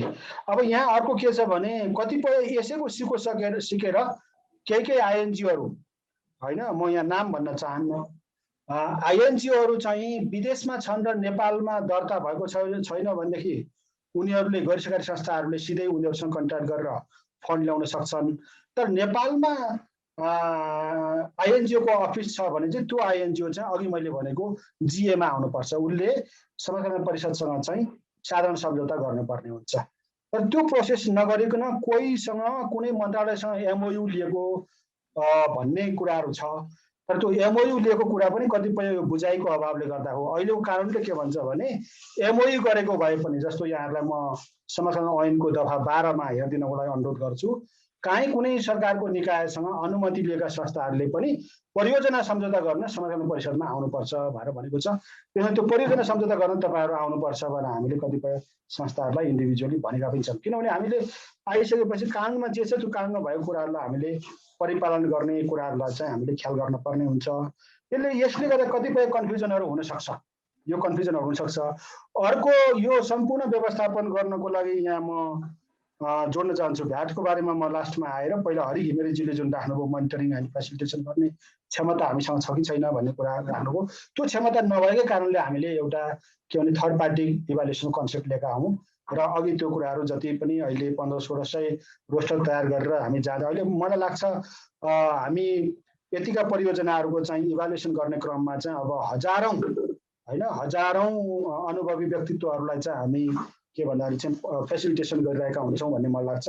यसले उहाँहरूको अनुभवको पनि कदर हुने कुरालाई पनि हामीले यसरी हेर्नुपर्ने हुन्छ होला भन्ने लाग्छ। त्यसैले अब यो कुराहरू चाहिँ मैले कहाँनिर जोड्न खोजेको भन्दाखेरि जुन अघि जो आइएनजिओहरूले एनजिओहरूसँग पार्टनरसिप गरेर चाहिँ परियोजना सम्झौता गरेका हुन्छन्, त्यस्तो अवस्थामा चाहिँ ती एनजिओहरूले प्रोजेक्ट एप्रुभल लिन आउनु पर्दैन, किनभने सम्बन्धित आइएनजिओले नै प्रोजेक्ट एग्रिमेन्ट गरिसकेको हुन्छ। तर एनजिओले वैदेशिक सहयोग सिधै ल्याएको अवस्थामा मात्रै के हो भन्दाखेरि यो के अरे एप्रुभलको लागि परिषदमा आउनुपर्ने हुन्छ। अनि अरू इन्टर गभर्मेन्टल जुन युएन एजेन्सीहरूले यहाँहरूलाई अथवा सामाजिक संस्थाहरूलाई फन्डिङ गरेको छ भने त्यसमा चाहिँ एप्रुभलको लागि आउन पर्ने हुन्छ। एनजिओ थ्रु गरिने गतिविधिहरूको लागि चाहिँ हामीलाई त्यो कानुनी अहिलेसम्मको चाहिँ मान्यता अनुसार चाहिँ आउनुपर्ने कुरा चाहिँ म यहाँहरू समक्ष राख्न चाहन्छु। अब जहाँसम्म भ्याटको अनिवार्य गरेको अवस्था छ, यसमा चाहिँ हामीले सरकारसँग बुझ्दाखेरि सरकारले भन्छ हामीसँग परियोजना सम्झौता गर्ने, किनभने नेपाल सरकारका कतिपय परियोजनाहरू चाहिँ भ्याट के अरे गैर सरकारी संस्थाहरू मार्फत पनि सञ्चालन भएको अवस्था छ। त्यसको एप्रुभलको लागि समाज कल्याण परिषदमा आउनु पर्दैन, फेरि कन्फ्युजन नरहोस्। हामीले चाहिँ वैदेशिक सहयोगको लागि मात्रै यहाँ आउने हो भने त्यस्तो अवस्थामा चाहिँ भ्याटको नियम उहाँहरूलाई लागू हुन्छ, तर वैदेशिक सहयोगको हकमा चाहिँ लागू हुँदैन भन्ने कुरा छ। काहीँ त्यस्तो कम्प्लिकेसनहरू छ भनेदेखि यहाँहरूले फेरि पनि राख्नु होला भन्ने कुरा म राख्न चाहन्छु। त्यसको लागि हामी सहजीकरण गर्ने कुरा र सरकारसँग लबी गर्ने कुरामा हामी हाम्रो प्रतिबद्धता जाहेर गर्छौँ।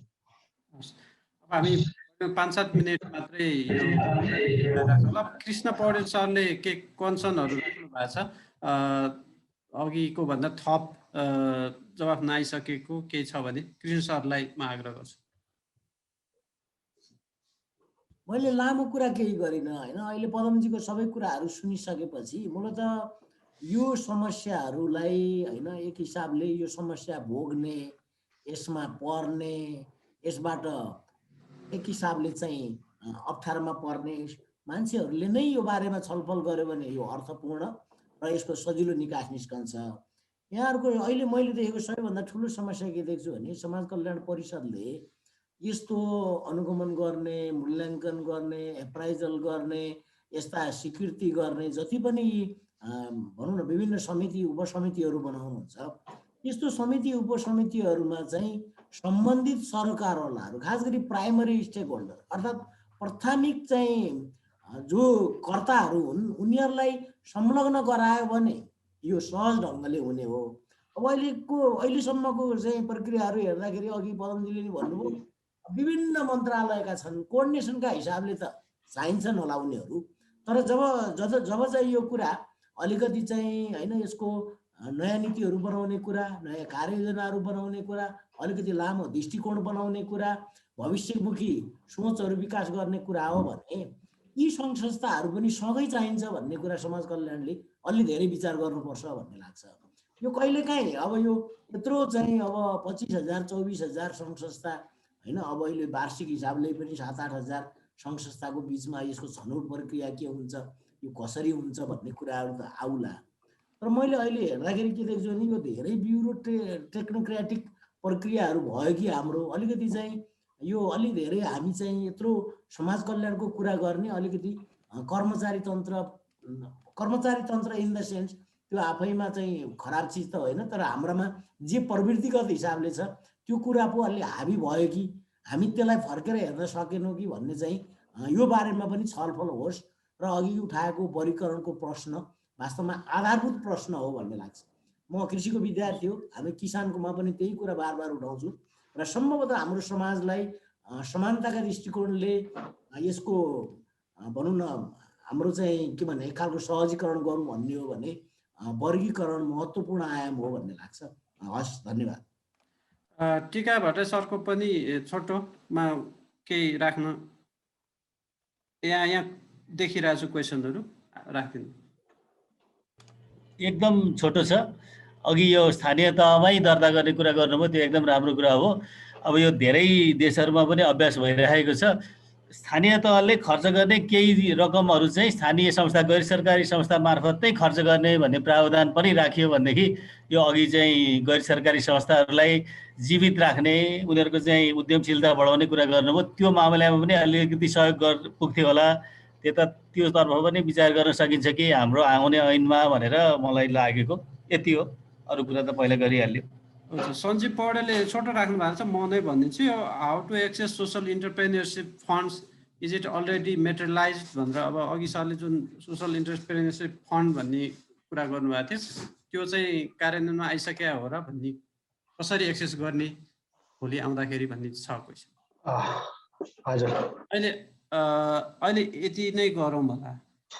म यो लास्ट क्वेसनकै उसमा आएँ। यो एन्टरप्रेन्योरसिप जुन फन्ड इस्टाब्लिस गरेको भन्दाखेरि चाहिँ यसमा एउटा मिसकन्सेप्सन हुनसक्छ, यसमा हामी एकदमै सजग छौँ। यो फन्ड भनेको चाहिँ यहाँ चाहिँ एउटा कार्यक्रमको रूपमा यहाँहरूले बुझिदिनु पर्ने हुन्छ। यो फेसिलिटेसन गर्ने, हामीलाई त्यस्तो फन्ड बाँड्ने कुनै पनि अनुमति हुँदैन। हिजोका दिनमा कतिपय फन्डहरू चाहिँ वितरण गरिने काममा नै पदाधिकारी लागेको हुनाले पनि विवादित बनेको कुरा म यहाँहरू समक्ष अनुरोध गर्न चाहन्छु। किनभने फन्ड वितरण गर्ने, पैसो वितरण गर्ने होइन कि, यो चाहिँ नलेज रिसोर्सेसहरू सेयरिङ गर्ने, कोअर्डिनेसन गर्ने, यो हिसाबले चाहिँ यो फन्ड इस्टाब्लिस भएको छ। अब एन्टरप्रेन्योरसिपको कुरा गर्दा त एन्टरप्रेन्योर जुन स्पिरिट छ त्यो स्पिरिटको आधारमा चाहिँ जस्तो हामीसँग हाम्रो विश्लेषण के छ भन्दाखेरि चाहिँ हामीसँग यो एन्टरप्रेन्योरसिपको कन्सेप्टबाट चाहिँ 4 प्रकारका संस्थाहरू भनेर हामी भन्ने गर्छौँ। एउटा त्यस्तो संस्था जो चाहिँ सामाजिक संस्थाको रूपमा दर्ता हुन्छ सिडिओ कार्यालयमा र उसले एन्टरप्रेन्योरसिप नै सुरुदेखि नै एन्टरप्राइजेसहरू बनाउँदै गएको स्थिति देखिन्छ। त्यो पहिलो प्रकारको संस्था भयो। दोस्रो चाहिँ सामाजिक संस्थाको रूपमा एनजिओको रूपमा दर्ता हुन्छ तर उसले चाहिँ एन्टरप्रेन्योरसिप चाहिँ च्यारिटीको रूपमा चाहिँ गरिरहेको देखिन्छ। तेस्रो चाहिँ के छ भने सामाजिक संस्थाको रूपमा दर्ता हुन्छ तर उसलाई म्यान्डेट छैन, त्यसैले उसले एन्टरप्रेन्योरसिप गर्न, एन्टरप्राइज बन्नको लागि चाहिँ अरू नै कानुनको प्रयोग गर्छ र ऊ सहकारी बनाउँछ अथवा कम्पनी बनाउँछ। यस्तो पनि हामीले पाएको छौँ। भने चौथो चाहिँ के हो भने ऐनले दिँदैन, त्यसैले किन एनजिओ बनाउने भनेर उहाँहरूले आफैले नन प्रफिट मेकिङ कम्पनी भएर बनाइराख्नु भएको छ। जो पनि अहिले वैदेशिक सहयोग चलाउने क्रममा संरक्षण परिषदमा आइरहेको अवस्था पनि तपाईँ हामीलाई थाहै छ। भनेको यो 4 प्रकारको संस्थालाई हामीले विश्लेषण गरिसकेपछि चाहिँ यो वास्तवमा सोसल एन्टरप्रेन्योरसिपको कन्सेप्ट अगाडि राख्नुपर्छ, जहाँ चाहिँ व्यक्तिले नाफा नलिने तर संस्थाले नाफा गर्ने भएर प्रॉफिट नट सेयरिङ अर्गनाइजेसनको रूपमा चाहिँ यो आउँदो एकीकृत सामाजिक विकास ऐनमा ल्याउन सकियो भने यो धेरै हदसम्म चाहिँ यसले संस्थाको दिगोपनामा जानलाई सजिलो पुर्याउँछ भन्ने कुरा छ। जहाँसम्म टीका भट्टराईज्यूले राख्नु भएको कुरा छ कि यो स्थानीय तहमा दर्ता हुने कुरालाई प्राथमिकतामा ऐनमा हामी पक्कै राख्छौँ र यो लबिङ हामीले गरिरहेकै अवस्था छ अहिले। र मलाई लाग्छ अहिले बुझाइ सरकारको बुझाइ खास गरी मन्त्रीज्यूहरू मान्य मन्त्रीज्यूहरूको बुझाइ पनि त्यतातर्फ गइरहेको हुनाले हामी केही न केही यसमा सफलता हासिल गर्न सक्छौँ भन्ने कुरा म यहाँ समक्ष राख्न चाहन्छु। र गैर स्थानीय तहमा हामीले त्यहाँ सामाजिक सेवा विभाग अथवा सामाजिक शाखा भएर स्थानीय तहहरूमा छन्, उहाँहरूसँग हामी अहिले समन्वय गर्ने भएर एउटा प्लानिङ गरिरहेका छौँ र त्यो आधारबाट तपाईँहरू केही फन्डहरू चाहिँ गैर सरकारी संस्थाहरूलाई दिनुभयो भनेदेखि त्यो फन्डहरू समाजकल्याण परिषदमा दर्ता स्वीकृति गर्न आउनु पर्दैन, ती संस्थाहरू त्यहीँबाट चलाउन् भन्ने हिसाबले पनि हामी उहाँहरूलाई त्यो म्यासेज दिन चाहन्छौँ। र अर्को कुरा के थियो भने धेरैतिरबाट उयो हामीलाई प्रश्न पनि आयो कि समाजकल्याण परिषदको संरचना चाहिँ प्रदेशमा पनि जानु पर्यो, स्थानीयमा जानु पर्यो भन्ने कुरा थियो। तर त्यो होइन, किनभने हाम्रो भूमिका हामी इम्प्लिमेन्टिङ बडी होइन, हामी वैदेशिक सहयोगसँग बढी सम्बन्धित भएको हुनाले गर्दाखेरि त्यसलाई नै हाम्रो कामको लोड छ। त्यसैले प्रदेशको तहमा सामाजिक विकास मन्त्रालयले पनि सजिलो किसिमले यसरी गर्न सक्छ भनेर हामी त्यो उहाँहरूसँग कन्सल्टेसन गरिरहेका छौँ। र स्थानीय तहमा पनि 753 तहका स्थानीय तहका विभाग अथवा सामाजिक क्षेत्र हेर्ने ती निकायहरूसँग हामी चाहिँ अहिले कोअर्डिनेसन गरिरहेका छौँ। र यो यहाँले राख्नुभएको जिज्ञासामा के अरे प्रश्नमा चाहिँ हामी टेकेर केही काम गर्ने जमतको पनि गरिरहेका छौँ। र थप हामीलाई यसले तपाईँहरूले राख्नुभएको जिज्ञासाले हामीलाई थप हिम्मत र बल पनि पुगेको छ। हामी त्यतातर्फ फेरि पनि केन्द्रित हुने नै छौँ। र जहाँसम्म कृष्ण पौडेल सरले फेरि पनि राख्नुभएको कुरालाई म एकदमै हार्दिक स्वागत गर्न चाहन्छु कि संस्थाहरूको क्लासिफिकेसन एकदमै जरुरी छ र कतिपय सन्दर्भमा चाहिँ समाज कल्याण परिषद भएर एज नाम चाहिँ त्यो भयो, तर यसलाई अलिकति एउटा अधिकारमुखी रूपमा नै अगाडि बढाउने र यसको नाम पनि अब आउँदो एकीकृत सामाजिक विकास ऐनमा चेन्ज गर्नुपर्छ भनेर भनिरहेका छौँ। हामीले यसलाई सामाजिक विकास परिषद भएर भन्नुपर्छ भनेर हामीले भनिरहेका छौँ। र त्यसो गरेर यसलाई बढीभन्दा बढी फेसिलिटेटिङ अर्गनाइजेसन नै बनाउनुपर्छ भन्ने कुरामा चाहिँ हामी लबिङ गरिरहेको कुरा म सरसँग अनुरोध गर्न चाहन्छु। हजुर हवस्, हामी लगभग अन्तिममा आइपुगेका छौँ। अब 2टा क्वेसन हाम्रो यो प्लेटफर्ममा आइपुगेको म राखिहाल्छु अनि त्यसपछि हामी टुङ्ग्याउँछौँ होला। खास गरी एउटा पिताम्बर आचार्यले फेसबुकमा सोध्नु भएको छ, यो एनजिओको पब्लिक हियरिङको प्रावधान राख्न मिल्छ कि मिल्दैन, मिल्छ भने त्यसले ट्रान्सपरेन्सी बढाउन सकिन्थ्यो भन्ने क्वेसन छ। यसमा चाहिँ पब्लिक हियरिङ अथवा सोसल अडिट यो नाममा चाहिँ गर्नुपर्छ भन्ने एसडब्ल्युसीको प्रावधानमै गाइडलाइन्सहरूमै छ क्यारे सरले थप भन्नु सक्नुहुन्छ। अर्को सोन शाहले सोध्नु भएको छ, यो जुन एसडब्ल्युसीको मा जुन लाइब्रेरी छ पुस्तकालय छ त्यहाँ चाहिँ अब यो एप्रुभड प्रोजेक्टहरूको इभ्यालुएसन रिपोर्ट अब अनुसन्धानकर्ता अथवा अरू जेनरल पब्लिकको लागि एक्सेसिबल छ कि छैन भन्ने अर्को क्वेसन छ। यही 2टा मात्रै देखेको छु मैले। सरले केही यस बारेमा? लाइब्रेरी लाइनचौरमा हुँदाखेरि थियो, तपाईँ हामीलाई थाहै छ लाइनचौरमा अहिले हामी रहेको अवस्था छैन। हामी हाम्रै भवनको अहिले व्यवस्थापन कार्यालय व्यवस्थापनमा समस्या पनि परिरहेको अवस्था छ। लाइनचौरमा उपराष्ट्रपतिज्यूको कार्यालय बनाउनु पर्ने भएकोले सरकारले अहिले पुलचोकमा समाजकल्याण परिषदको कार्यालय चाहिँ व्यवस्थापन गरेको छ। यो पनि टेम्पोररी हो र हाम्रो आफ्नै जग्गा छ यो भीमसेन गोलामा, र त्यो चाहिँ हाम्रो के छ भने समाजकल्याण परिषदको आफ्नो नाममा भएको हुनाले त्यहाँ चाहिँ अहिले 8 तले भवनको लागि हामीले एउटा नक्सा पनि पास गरेर त्यो नेपाल सरकारलाई यो पैसा छुट्याइदिनु पर्यो भनेर 10 करोड रुपियाँको त्यहाँ चाहिँ एस्टिमेट आएको छ। त्यो हामीले अहिले सरकारसँग डिमान्ड गरिरहेका छौँ। त्यसो भयो भने यहाँले भन्नुभयो जस्तो लाइब्रेरी, अहिले अब लाइब्रेरीको त्यो लाइब्रेरी एज सच लाइब्रेरी भएर भएन कि त्यो अलिकति डिजिटल लाइब्रेरी ई लाइब्रेरीको कन्सेप्टबाट हामी जान्छौँ।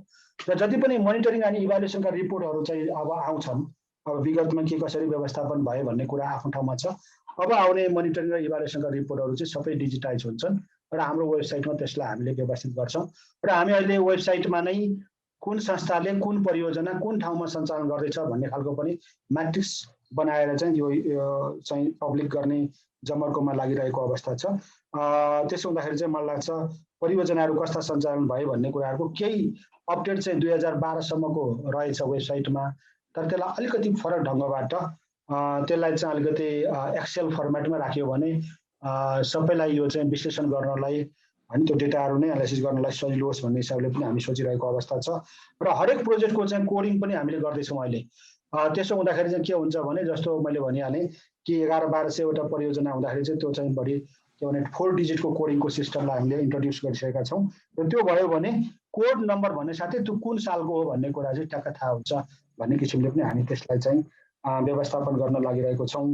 अब गर्नुपर्ने कामहरू निकै नै धेरै छ, जिम्मेवारी धेरै छ। यहाँहरूले जुन किसिमले अहिले सल्लाह सुझावहरू दिनुभएको छ यसले पनि हामीलाई एउटा हौसला पनि मिलेको छ र केही आधारहरू पनि तयार गरेको छ। म पदाधिकारीज्यूहरूसँग आज भएका छलफलका निष्कर्षहरू पनि यहाँहरूका सुझावहरू पनि म फेरि त्यहाँ लानेछु र थप व्यवस्थित बनाउने कुरामा यहाँहरूका निरन्तर सल्लाह सुझावहरूको पनि अपेक्षा हामी गर्दछौँ। र आगामी दिनमा खास गरी रिसर्च अर्गनाइजेसनहरूसँग हामीले एकदमै यो सोचिरहेको विषय हो। हामी एकपल्ट कसरी यसलाई व्यावहारिक रूपमा चाहिँ व्यवस्थापन गर्न सकिन्छ भनेर तपाईँहरूसँग हामी कन्सल्टेसन गर्ने प्रयास पनि गरिरहेका छौँ। हामी गर्छौँ भन्ने कुरा पनि म यहाँहरू समक्ष अनुरोध गर्न चाहन्छु।